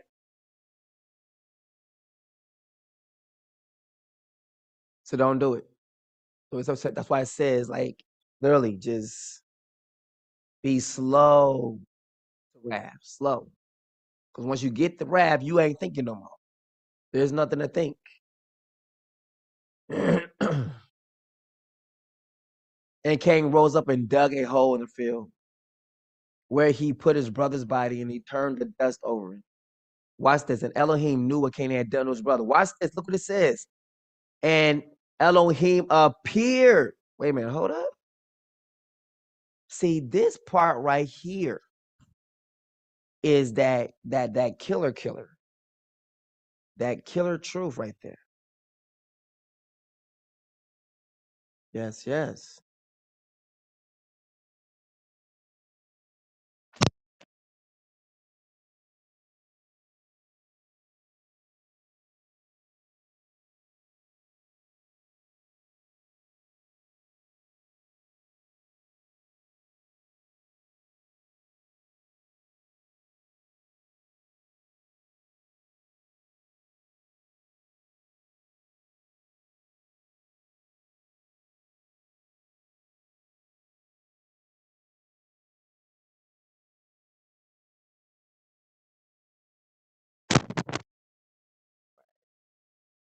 The Lord appeared to Cain. Now watch this. We're going to see what my brother said.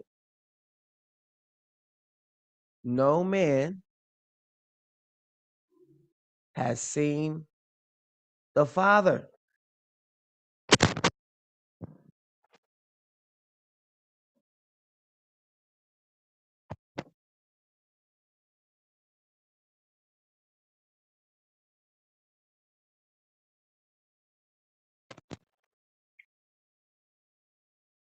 All right, now watch this.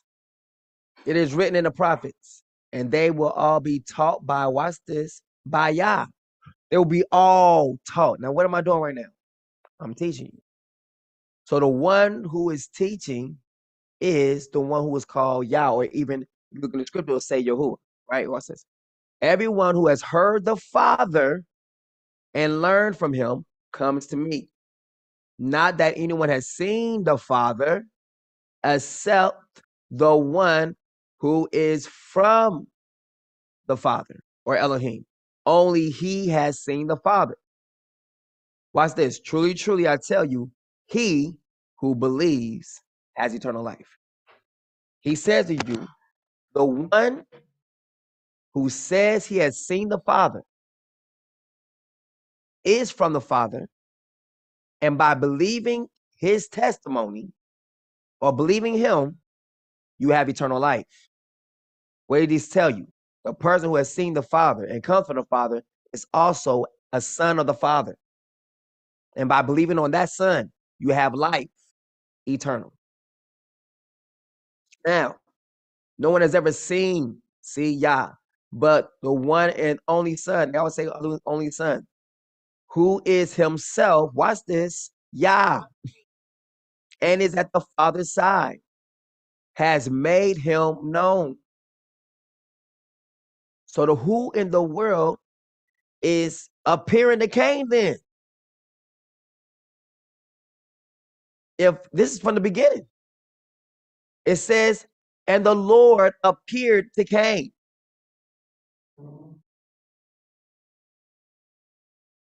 And said unto him, where is Abel, your brother, that was with thee?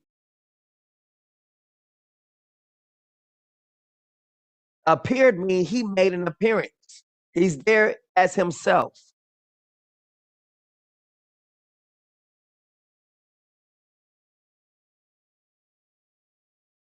But I know him because I am from him, and he sent me. Now look, the fact that he said he sent me is the same thing. What? Send me, I'll go. He just told you his name. Look, send me, I will go. Isaiah 6 and 8. He replied, go and tell this people, be ever hearing. And that's exactly what the Messiah did. This whole entire ministry was telling them stuff that they can hear, showing them things they can see, but they would not see and they would not hear. He was literally Isaiah saying, these people, surely it's the Father saying, surely these people will hear, but they can't hear. They have ears, but they can't hear. They have eyes, but they can't see. That is literally what he did. When you look at the scriptures, that's exactly what the Messiah is doing. But never understanding. Be ever seeing, but never perceiving. Because in the end, they did what? They rejected us. Think about that. He's saying all this, proving all these things. And in the end, they still said, we have no king but Caesar.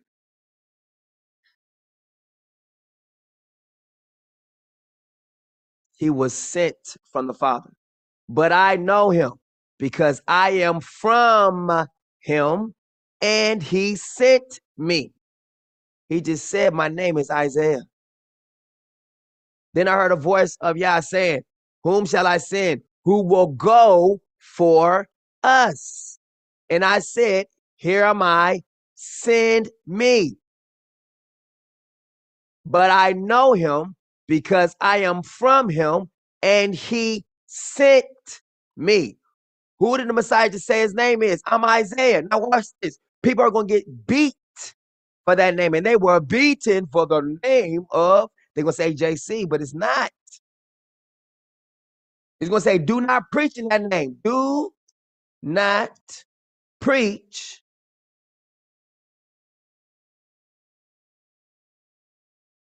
Thank you. Oh, yes.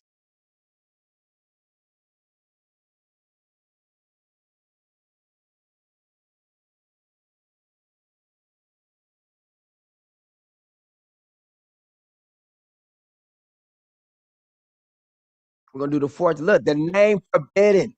Look at that. Now look at this with new eyes. Hear with new ears. Look how powerful this is. We used to always hear that this was the name JC. That's the powerful name. The disciples was beaten for the name of, no, we see it's not. It was beaten for the name of Isa, the name of Isaiah. Acts 4:18. The name forbidden. The name of what? Isaiah forbidden. But to keep this message from spreading any further among the people, we must warn them. We must do what? To keep this message, to keep this gospel. Now you understand Shaul or Paul was with them. From what? Keeping this message spreading. So he's coming against anyone who believes that Isaiah is king. Are you believe that? Okay, we coming to kill you. We coming to round up anyone who is Isaiah believers. Now this thing done got real. Really real. Really real. It's a different gospel now. A whole different name. We ain't saying Yahusha. We saying Isaiah. But to keep this message, what? Of Isaiah. What did it say? Isaiah. Whom shall I send? What's this? Who will believe our message? Hold on, let's get that. Who will believe our message? Who will believe our gospel?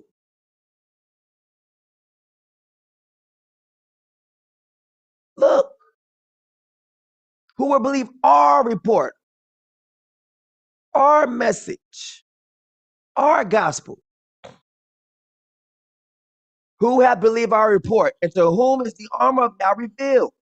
For he shall grow up before him as a tender plant, and as a root of the ground.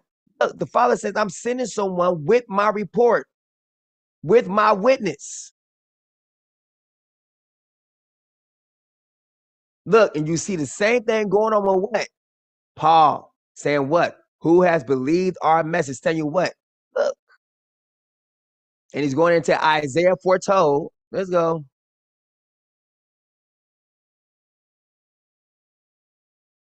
But not all the Israelites accepted the good news. Told you. For Isaiah says, Father, who has believed our message? Which is what? The gospel. And when the Messiah was here, who was Isaiah, who believed his message?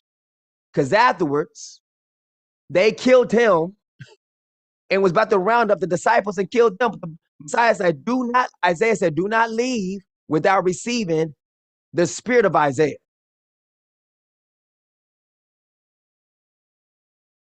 Is the Holy Spirit. Be endowed with power, then be endowed with the witness of Isaiah. To speak for Isaiah. Now it's starting to make sense. That name is powerful. But to keep this message from spreading any further among the people, we must warn them not to speak to anyone in this name. This name. You can say what other name you want to say, but don't say this name. They don't mind you saying the name JC.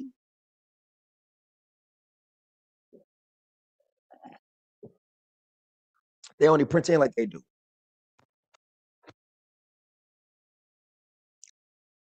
Then they called them in again and commanded them not to speak or teach at all in the name of what?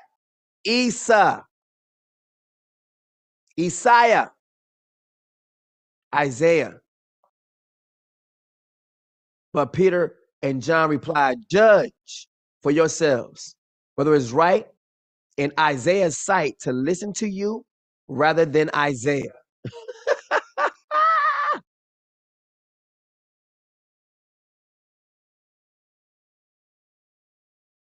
I love it.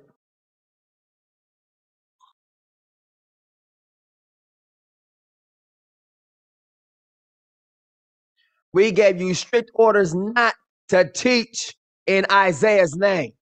He said, yet you have filled Negro land with your teaching and are determined to make us responsible, watch this, for Isaiah's blood. Told you. There's a coup d'etat. There is a trial that's being handed after they kill the Messiah. Like, you're trying to make us responsible for killing this man.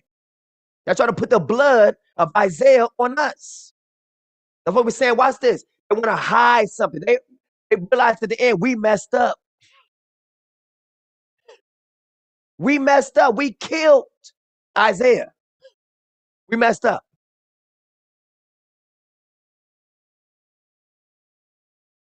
But Peter and the other apostles replied, we must obey Isaiah rather than man. Do you understand now?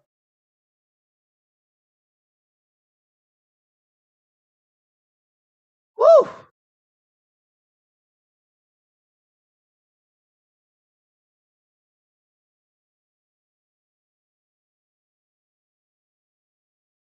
Look, all the people answered, his blood be upon us and our children. That is the whole house of Israel. Ariel. So guess who is guilty of the death, how can I put it, of us, of me, my brother, and my father. You. Every single last one of you are guilty. And then we got a sign that shows up on the Day of Atonement. Sign of, we have the sign of the Vav or the Yod in the sky. Got a little tilt toward the sign, so it almost like a branch, but then it's still a Y, another way. I mean, nonetheless. The branch is a Y, and then we have a branch also with the vine, and it says what? It's even still with that, with the vine, but even with that Y, it's still saying what? Add another, add one. So it's still two. It's two sons, two wives. Two. So the fact is that our people don't understand that they rejected Isaiah as being king. He had every right. He showed forth the miracles. He showed forth everything, and they still rejected him as being king. So when people, oh, I'll make him king once I see this, once I see that. Up, done did it before. It still happened in being rejection. So what everyone is looking for to happen right now, that's why the Messiah was like, a wicked and perverse generation is gonna be seeking for a sign. Why? Because I've already done did these things. And they still had him hung. It's a hung jury. So what people are looking for now has already been done. So that's what he's like. That's why he said, like, only thing I'm gonna show next is the sign that I've done it before. I've been here. What's that? This sign right here. Sign that I've risen. Same one. So we're one. Me and my father and my brother, we are literally one. They hung me. They killed us. We come back from the dead. And here I am, Isaiah, speaking to you in that same name that the disciples was told and was even being punished. Watch this, and even boiled in oil, hung on so-called crosses for that name. Every single of the disciple died in that name. Died for that name. Suffered for that name. You shall suffer. for my name.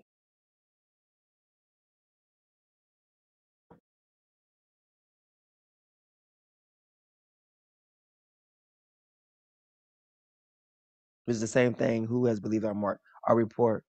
The one who has seen Yah. He said, not that any man has seen Yah, but only one has seen Yah, which is what? And he comes from Yah. And Yah has sent him. So watch this. My story, watch this, lines up perfectly with my brother's story. He says, I come from him. He sent me.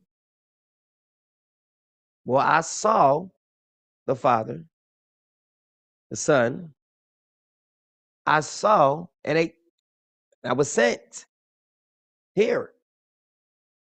So my story matches the same testimony as his in his book because we're one and the same. We are family.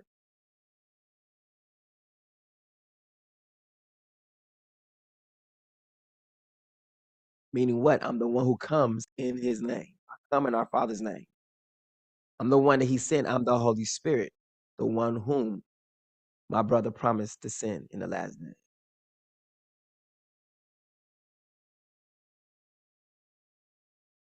Y'all see now. We gave you strict orders. Whew. That name is outlaw. Completely outlaw.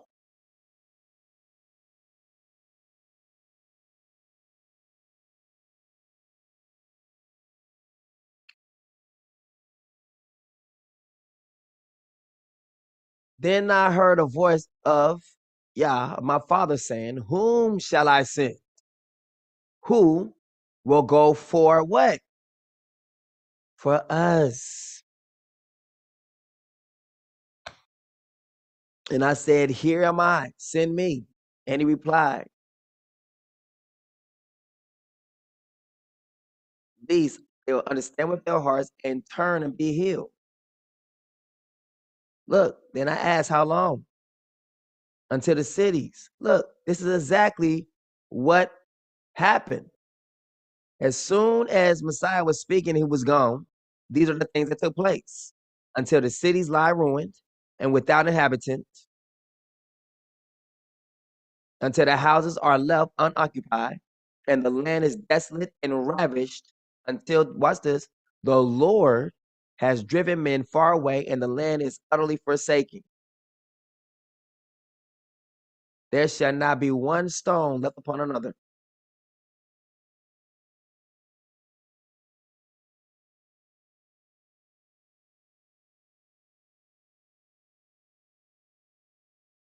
See? Bam. Right there. Do you see all these great buildings? This is what Isaiah is saying. Temple destruction, foretold. As the Messiah was leaving the temple, one of his disciples said to him, teacher, look at the magnificent stones and buildings. Do you see all these great buildings? He said that for a reason. Why? Because it's tying in perfectly what's being said right here.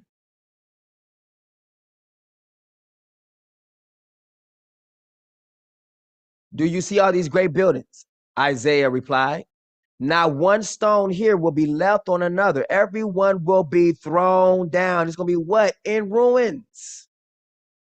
Just as Isaiah was told to actually preach to the people, without them, they were hear, have ears but can't hear, have eyes but can't see. And his job was to literally preach this to them, and then they would totally utterly reject us, and then after that, kill us. Then we go away, and then all these things takes place to you, just as it was prophesied from our fathers.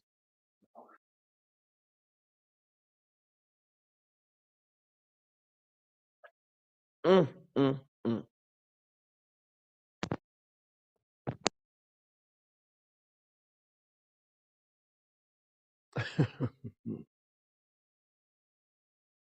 I love it. I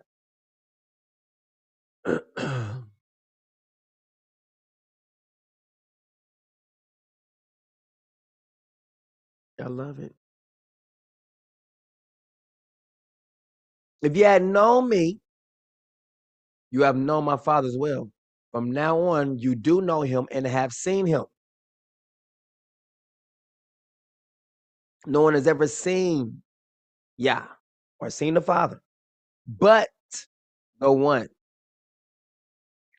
and only Son. Well, that would make both of us then, right? So we two one only sons, right? So it's two only sons then, right? Who himself or who themselves are Yah and is at the Father's side, has made him known.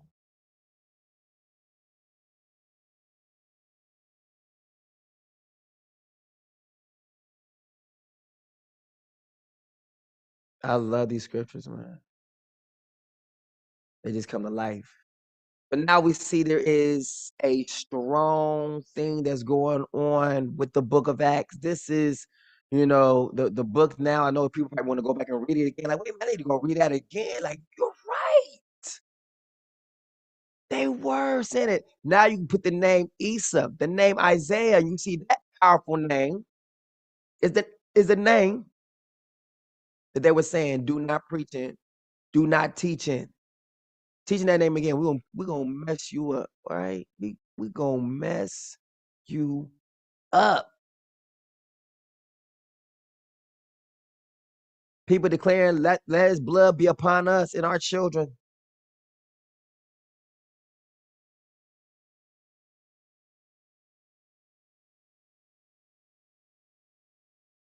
Therefore, let all of the children, the Ebos, the ebony people, know with certainty that Yah has made this Isaiah, whom you killed, both Lord and what?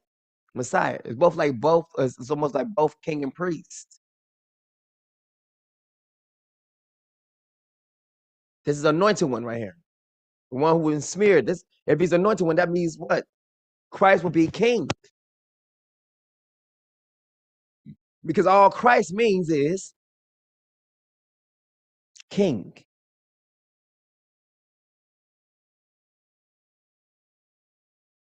Both Lord. It's the same thing, both king and priest. Both priest and king. How you want to put it? Anointed one. If he's been anointed, that means he's been smeared with oil. You get smeared for the oil for two offices, king or being a priest. Period. That's it. Only two offices. Both Lord. So if Lord, like, and they say, that's what it says, Lord God. Lord God would be part, it's a judge, magistrate. That would be like both priest and king. Or both, watch this. That's what both priests, they see how they say it, because that's exactly what it's saying right there. Both king and priest. And we see the same thing that's talked about in the Bible. He says he's both these things. It's saying it. Order Melchizedek. See, Christ as both priest and king. There it is. So this will be Lord, and this will be the Christ part, the king. He's been anointed, been smeared. So Abram was called Lord because he wasn't king, but he was a priest. And he would meet up with whom? Melchizedek. See, Melchizedek was both a priest and the king. See, and that's exactly where I get mine from as well. So like Melchizedek, that's who I would be. Melchizedek, both king and priest. So that's exactly what it's saying right there in that part where it says both Lord and king, like both king and priest, or priest and king. So now we got to start bringing these words like Lord now. They're actually saying either king or is actually saying priest, all right? So we don't need to be running from that no more. When people are like, oh, you don't say that no more. Dang, go all it means. Since Sarah called Abram Lord, then he would definitely be like, he's like a landlord, someone, or overseer or something like that. And since Abram was not a king, so he was like a priest. So both priest and king.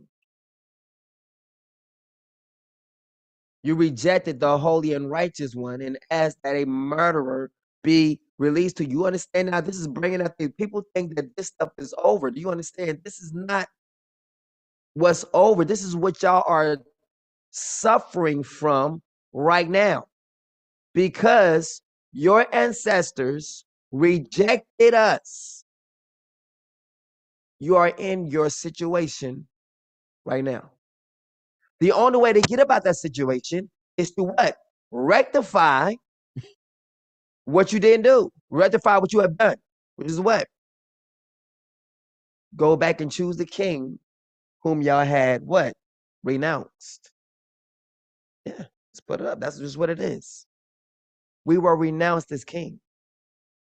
We were denied our kingdom. Y'all chose the nations over us and therefore was sent to the nations. How y'all doing over there? How is the nation treating you now? Aren't they lovely this time of year? I'm just saying. Don't mind me. I feel like it's weather this time. Aren't they lovely this time of year?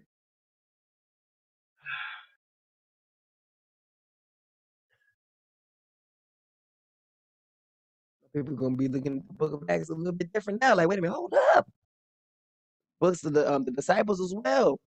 They was all beaten and everything. Yeah. Look, and killed the Prince of Life, whom the Holy Spirit has raised from the dead, whereof we are witnesses. This is the murder of Isaiah. Murder. He was assassinated. He was removed because of his influence, because he didn't bow down easily to people's doctrine, to their traditions, to their customs. And he was a threat to what they believed. So they removed him. And they commanded no one else to teach in his name. In the king's name. That's what they was put. They was putting down the king, because he is the king, and therefore the disciples are teaching in the king's name. They're talking about a kingdom. Our kingdom is rising. Don't teach in that name no more. Which is what? Don't preach about the kingdom. So if the world in the Bible is up there saying we don't want to hear about the kingdom, how in the world is the world now going to say they want to hear about the kingdom?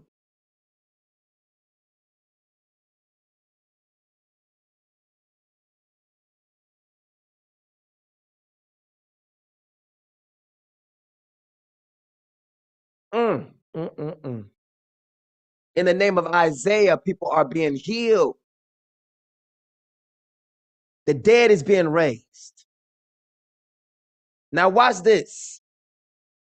Now watch how what I just said is going to line up perfect. I said in the name of Isaiah, the dead are being raised. Watch this. I will raise you up out your grave.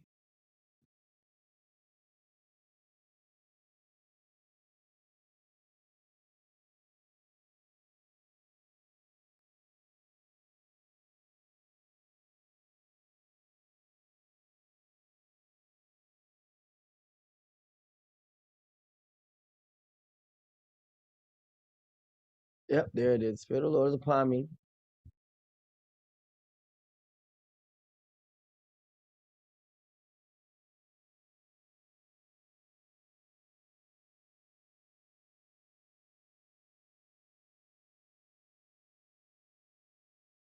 release the oppressed.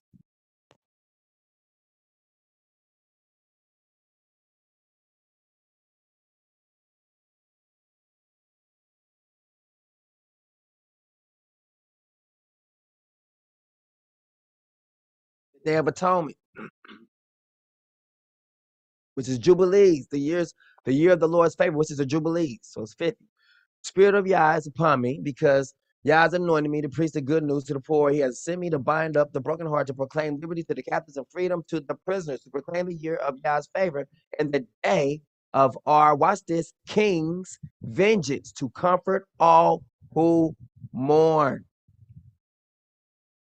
the captives and release from darkness for the prisoners.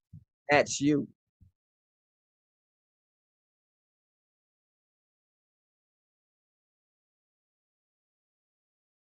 And release from darkness the prison. Y'all are still in darkness. Our people are still in darkness.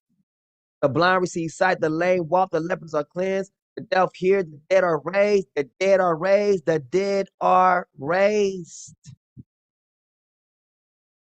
In Isaiah's name. And the good news is preached to the poor. Who has believed our message? Whom shall I send? Who will go for us? Here I am, send me. The blind receive sight. The lame walk in Isaiah's name. The lepers are cleansed in Isaiah's name. The deaf hear in Isaiah's name. The dead are raised in Isaiah's name. And the good news is preached to the poor in Isaiah's name.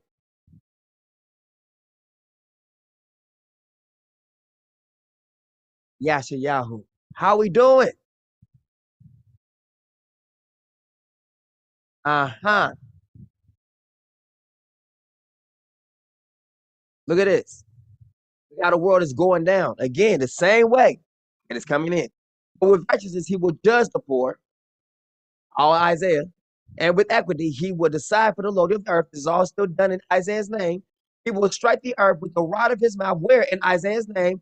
And slay the wicked with the breath of his lips. Where? Because it's Isaiah. Isaiah will judge the poor. And with equity. Isaiah will decide for the lowly of the earth. Isaiah would strike the earth with the rod of his mouth. Isaiah shall slay the wicked with the breath of his lips. It's the same thing in opposite reverse of in Isaiah's name, the blind will receive sight. In Isaiah's name, the lame will walk, the lepers are cleansed, the deaf hear, the dead are raised, and the good news is preached in Isaiah's name to the poor.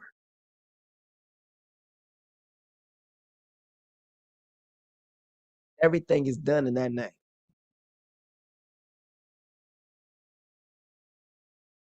Now we have a symbol.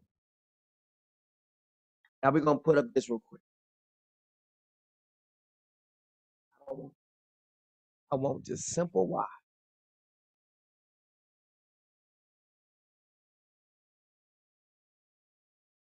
Look, all right. Now, I'm about to show you something.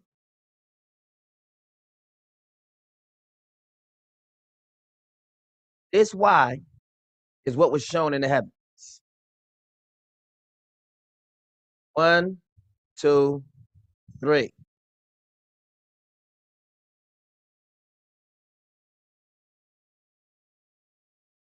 Now, let's break this down.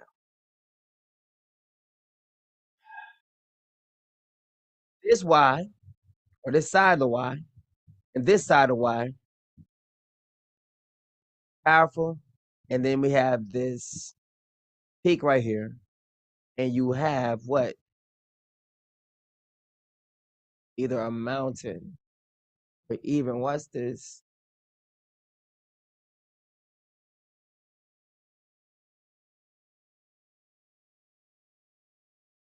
Pyramid.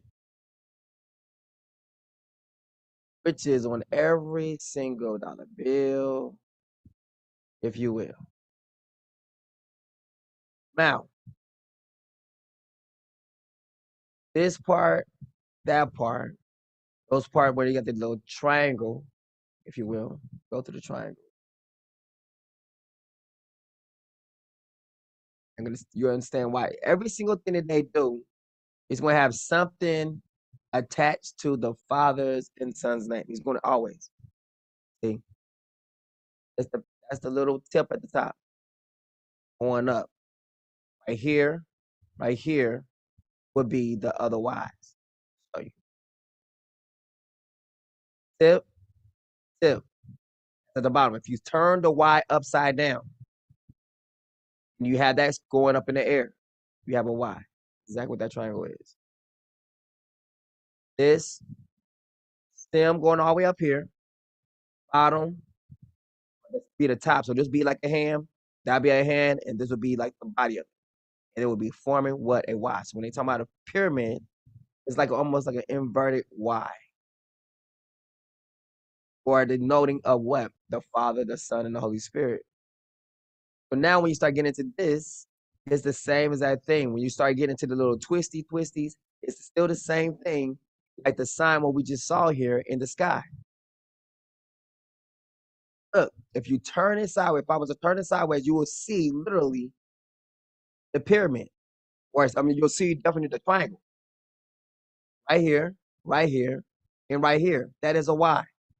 But if you literally turn that upside down or not, you will literally have that in the sky. It will have that whole mountain, if you will. That's like the whole mountain view, that mountain look.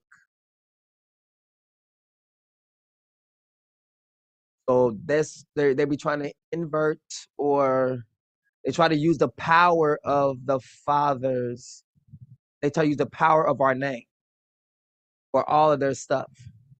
Everything they do. See, look, right here, there. So this would be a stem. So yeah, this is good. That'll be like a stem, and this would be like one is Y hanging down. It'll be upside down though. See it clearly right here. Exactly what this is right here. Which is what? Denoting of a branch, or denoting of a son. It's denoting of something. It's like behold. It's Kevin is saying behold. On all their stuff, they're saying behold. And that's what that triangle symbol means, like behold, or lo, or it's the same thing like the hey, if you will. And they're trying to use the power of that, the power of that element to make things strong. They have to use those certain kind of elements to make what they're trying to do strong. If not, it won't hold any weight. Won't hold any kind of weight. And so therefore, that's why they try to do all this stuff to get the power of that name, the power of that little situation. Now, I like this song right here. I don't know if you was ever seen it before, but this is sad. It's literally the Day of Atonement, almost in a sense. I'm telling you, watch. You will see this animal gets killed, but it comes back alive. And that's like, I believe it says their name is called King, right? When you look at this music video, I'm gonna play it here. They're gonna give credit to it on YouTube, but Facebook might get mad and say, "Oh, we gotta stop this video because you're playing a song that doesn't belong to you, and we're gonna block this because whatever." You know, you can see this still on YouTube, but on Facebook, it's probably gonna be blocked. I'm letting you know that now. I don't have time to go in and try to cut everything off and go into it just for this part of the video. You get it? It is what it is. I'm going to play this video because this video need to be played. And I want y'all to look at this thing. This thing is powerful.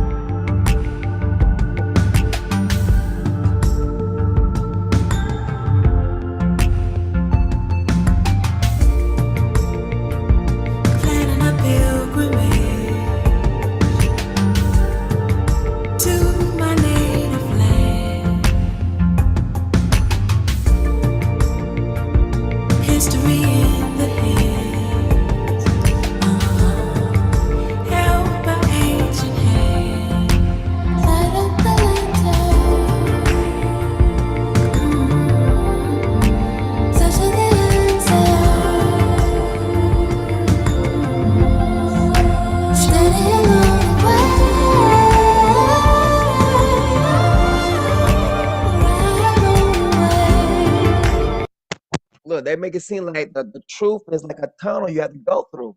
Like it's not out there. You have to go into certain areas to get to the truth. They had to go into a little hole, like a little rabbit hole, to find the truth. It's not out there in the world. It's in a sense like hidden, even though it's public, right?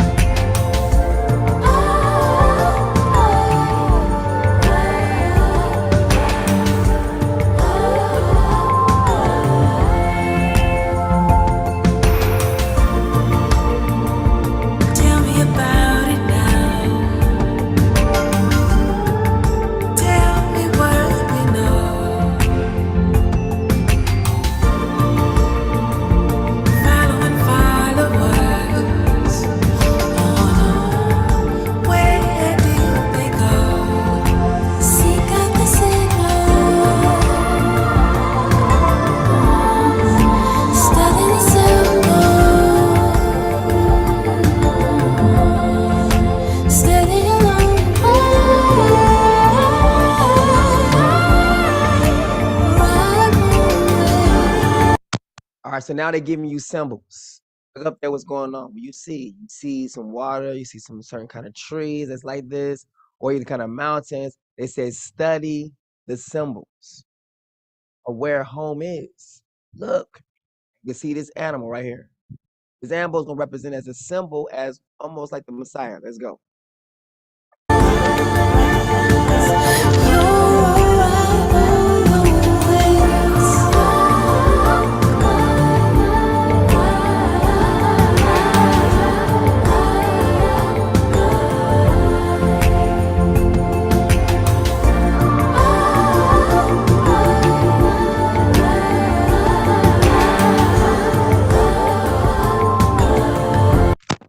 See, look, killed, pierced, the one they pierced. Let's go.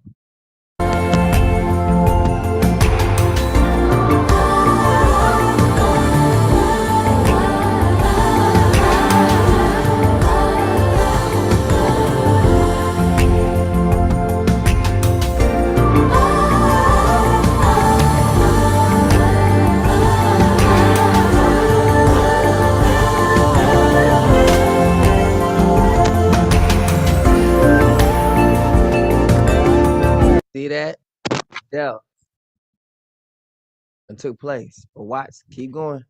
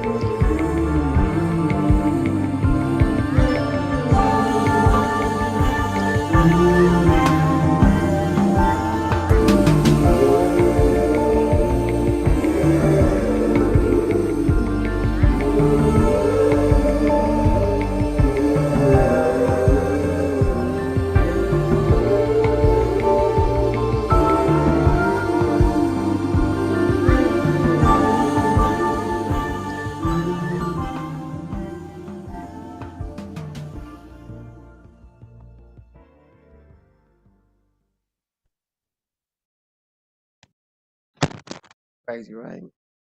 Powerful. I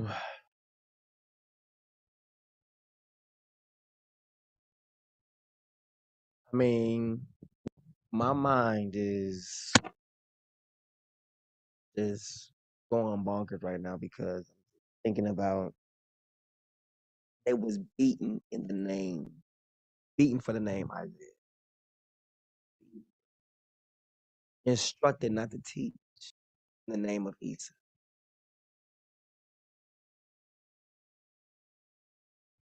Still probably the same. That is the power. That is the power they don't release. They don't want release on the earth. They don't want people to come to this channel. See Isaiah. Boy, say the same heart of the people will be the same heart of the world. So the world cannot receive the spirit of truth. Our people couldn't receive.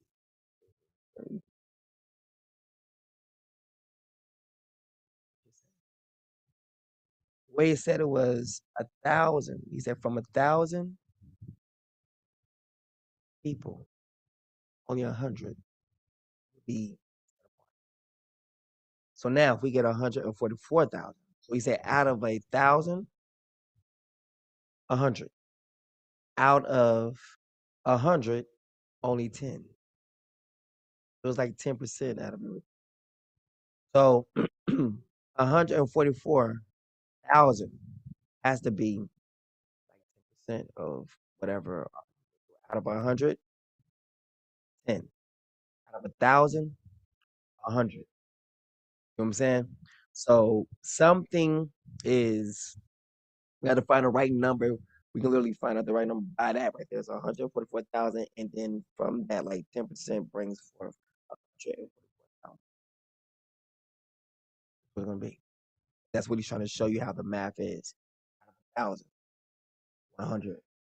Out of 100, 10. So we got 144,000 is like a reduced number. It's a number from something else. And when we did a subtraction or division, it brought forth this number. So from this number, we're going to be left with this number. What he's trying to show in the Bible. I looked at that the other day. I was like, oh. Now we see if the Lord appeared to Cain, then we have Isaiah saying that no man has seen the Father. And who did Cain? Who appeared to him? Son, right? But yeah. I'm gonna get up out of here. I gotta go. That would do it for us today. Let me see if anyone sent me any more videos. And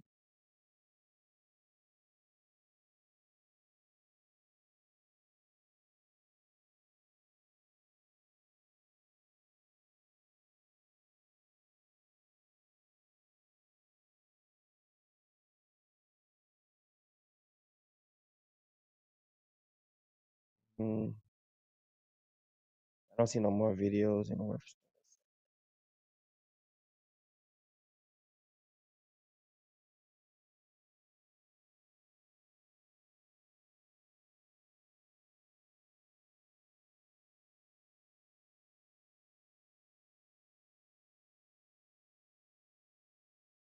No, nothing.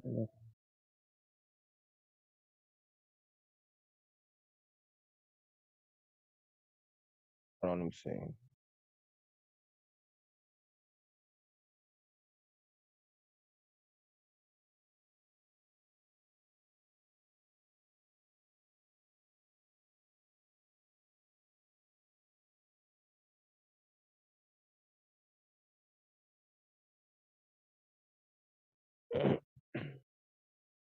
No, all right. I'm sorry for being.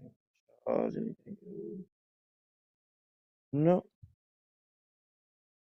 Everything seems to be clear on this side.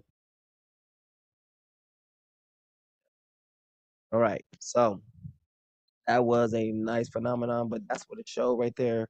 With that symbol, it brought forth a perplexity or the stress of nations. The same time this symbol is showing up, we have the stress of nations going on in the same exact day, the same exact time frame. So I'm like, that's exactly as the scripture says. It says that these different signs can be shown in the stars. That's exactly what it was. The stars making up that Y. And so it literally said like there'd be signs in the stars, and then on these times, what perplexity or distress of nations, perplexities of the seas and everything else is like. So we're looking for some things, and I was just praying like yesterday or something like that, like for an hour. So and none of it really was in English. So I was looking to see what's gonna be happening with that. The day before that was day before that. So it was like yeah, man, we just letting them have it. And I'm just looking at everything, what's about to be happening, what we're about to be doing here.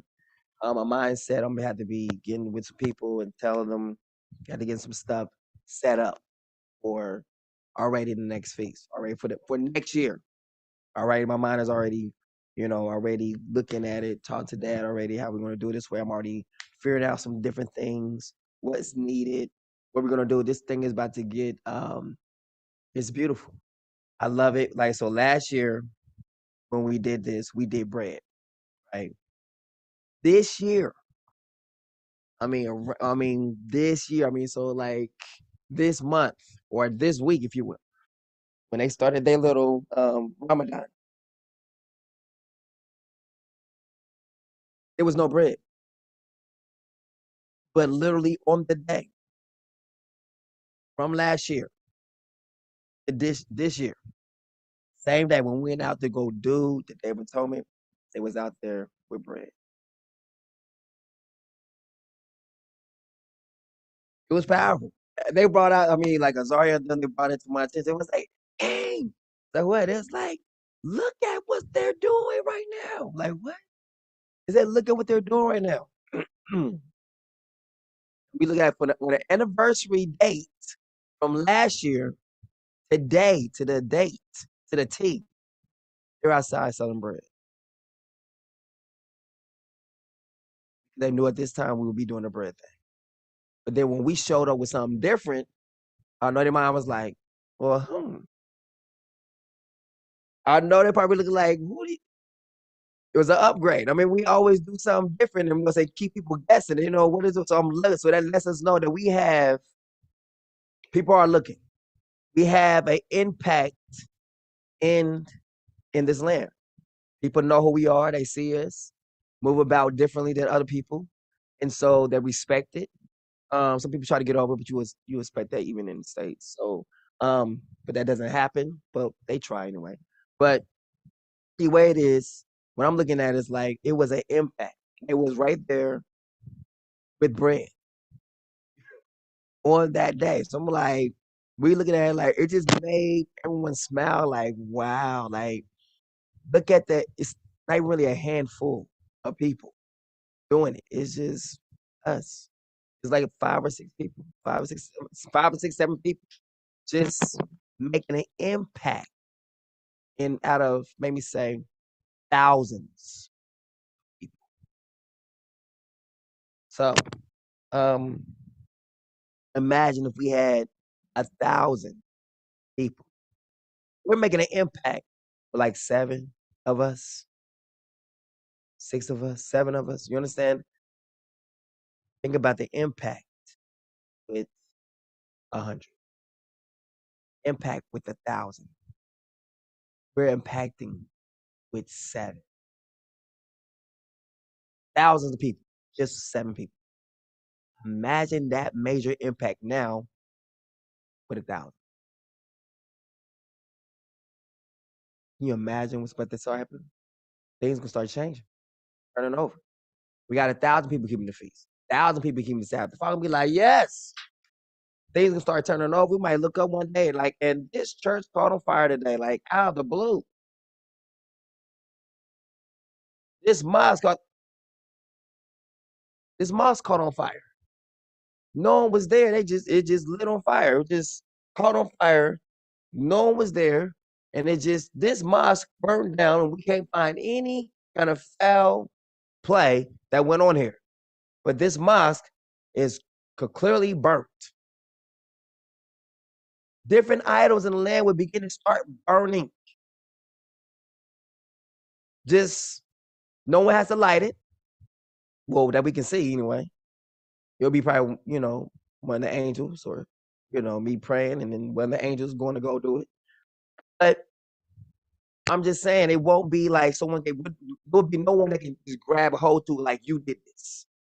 We're going to take you to jail. That's exactly what Yahweh ben Yahweh did. It says they supposed to die, so we're going to do it. And he went out, and they just went out on a murder spree, just murdering white people.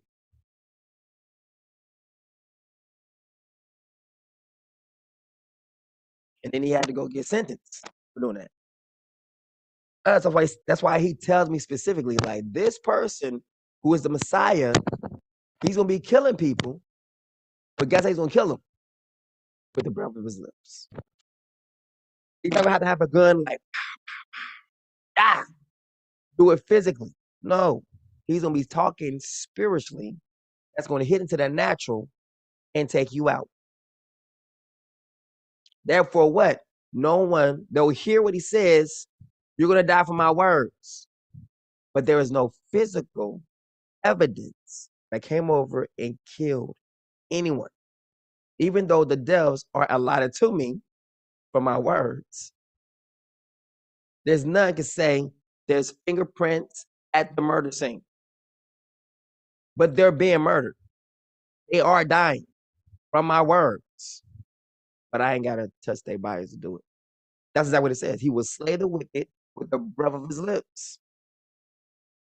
Yahweh ben Yahweh was like, we're going to slay the wicked. And he slayed them with his hands and was taken into custody. I see the instructions that says you ain't got to do that. It says you're going to speak and things going to happen. The same thing with Moses. Moses, speak to the rock.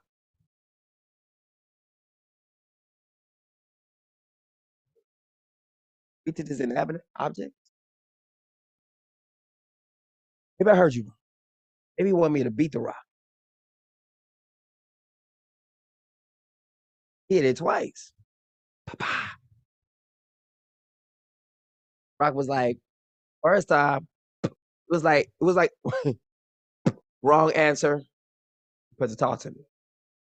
I said, come. Okay, shoot. Rock didn't want to get hit again, so we just opened up his mouth and asked the water to start coming out.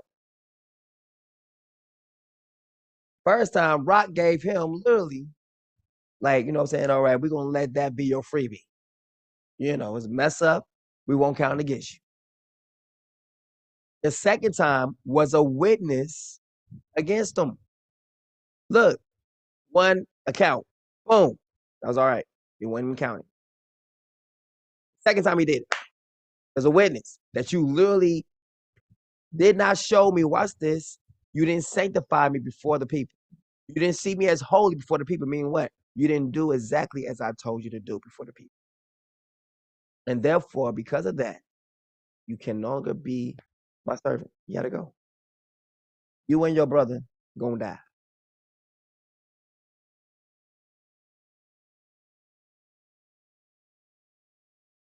Because Moses stopped believing.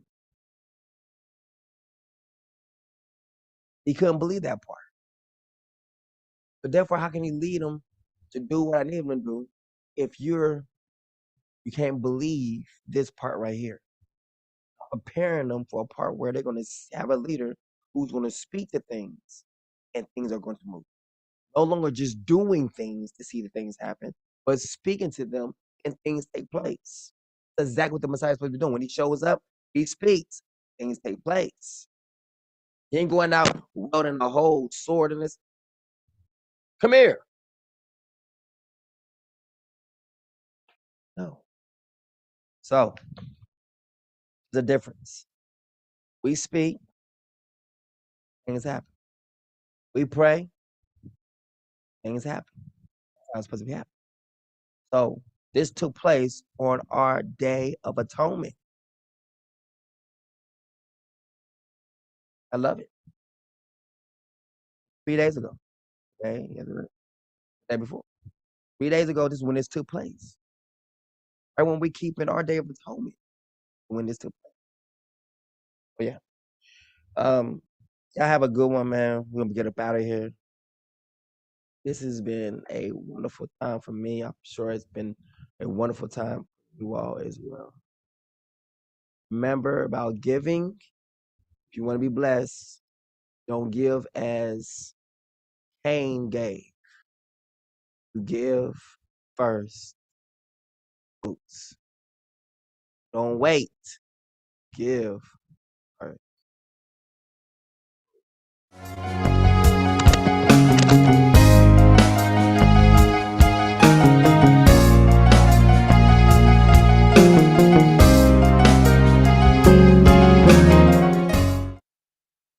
Yeah, so we are here at Truth Colors today, and today I blew my brother Yasha's mind, you know, by telling him something that he didn't even know about, you know. You see, the Father works in amazing ways. Yasha has had, see the background that I have right here? It has many colors. It's the Truth Colors background. So Yasha has had it since he started his YouTube channel. So me in the process of doing my reading my stuff and all that, I've read about the coat of many colors. You know, the father, all the patriarchs in the Bible used to have that coat.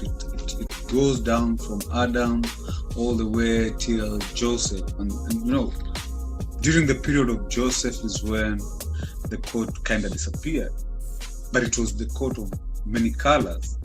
The same thing is what my brother Yasha here has, Truth Colors. So you guys need to know that where all the colors for the truth are is where the Father dwells. So this guy has the truth and it's a bomb. If you guys are still double-minded, it's for your own doom. Check him out. Always listen to his words. The Father says, you listen to what he tells you. You don't look at what he's doing. Listen to what he's telling you. If you follow the instructions, boom, you'll be saved. If you look at Adam. All right, I got to put this out here because this is key words. Okay, cool. All right, listen. Protocols for contacting King. Go through Azaria or Carla, and then they will tell you if it's okay for whatever it is you're trying to tell me. Some of y'all just tell me, like custodian. At least, and the other people who like just want to just come to me with all kind of just this stuff on my messages. I say it to y'all nicely, like, look, all right, you're supposed to go to Carla or Azaria about this information. I just try to keep it on nice. But I'm telling you now, stop bombarding my inbox with how your day went, what took place, with all this stuff. I don't really care to hear it. I'm being real. Stop. If it has something important, go through Carla or Azaria. They are my personal assistants. They will handle like, well, the king needs to hear this or he doesn't need to hear this. I don't care to hear how your day went. That's not what I want to do. I got other things I got to do than to hear how people's day went. Stop. Unless I ask you, hey, how was your day? I might ask Charles, hey, man, how's things going, man? How's your day? Now, okay, tell me how this is going. But to just sit out like, hey, my day went this way, I don't really care to hear. I'm just being honest. So stop. Go through them. And they will tell you, all right, this is cool. Or they will bring it up like, King, this is what the story want to talk about. Should we go ahead and pass this through? Sure. Or, nah, it's cool. Y'all can take care of that. Or if Lisa want to pass something, all right, we'll go through Carla or Zaria, okay. And then All right. Well, Lisa has something to say. Should we pass it through? Nah, you go ahead. Y'all go and handle that.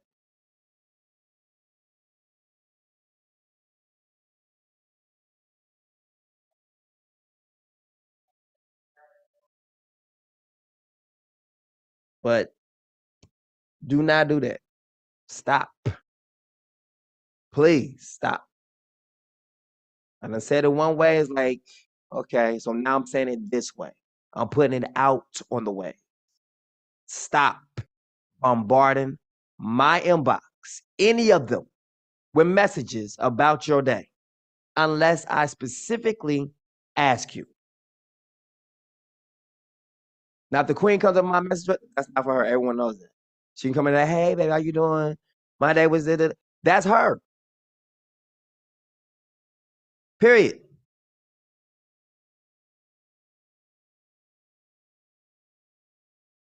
All right. Continue on with this outro.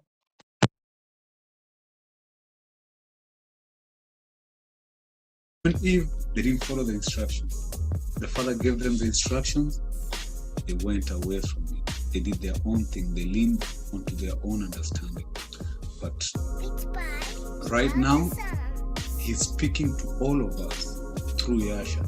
So we're supposed to listen to what Yasha is telling us. Truth colors. That's where the truth is. The way, the truth, and the lie. Yeah, my boy. Appreciate it, fam. Appreciate it, fam. I do. All right. We're gonna cut it? Yeah. All right, fam.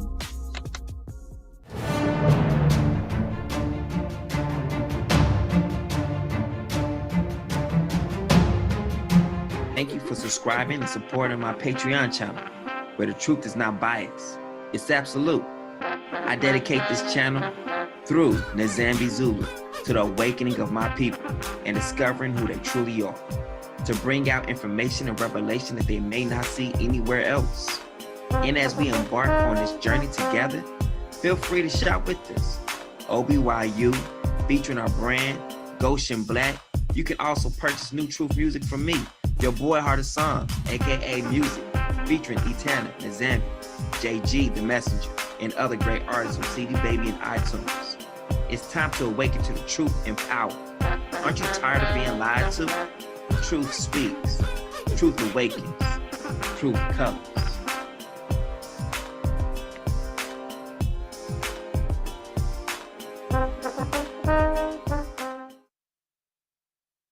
Other Psalms.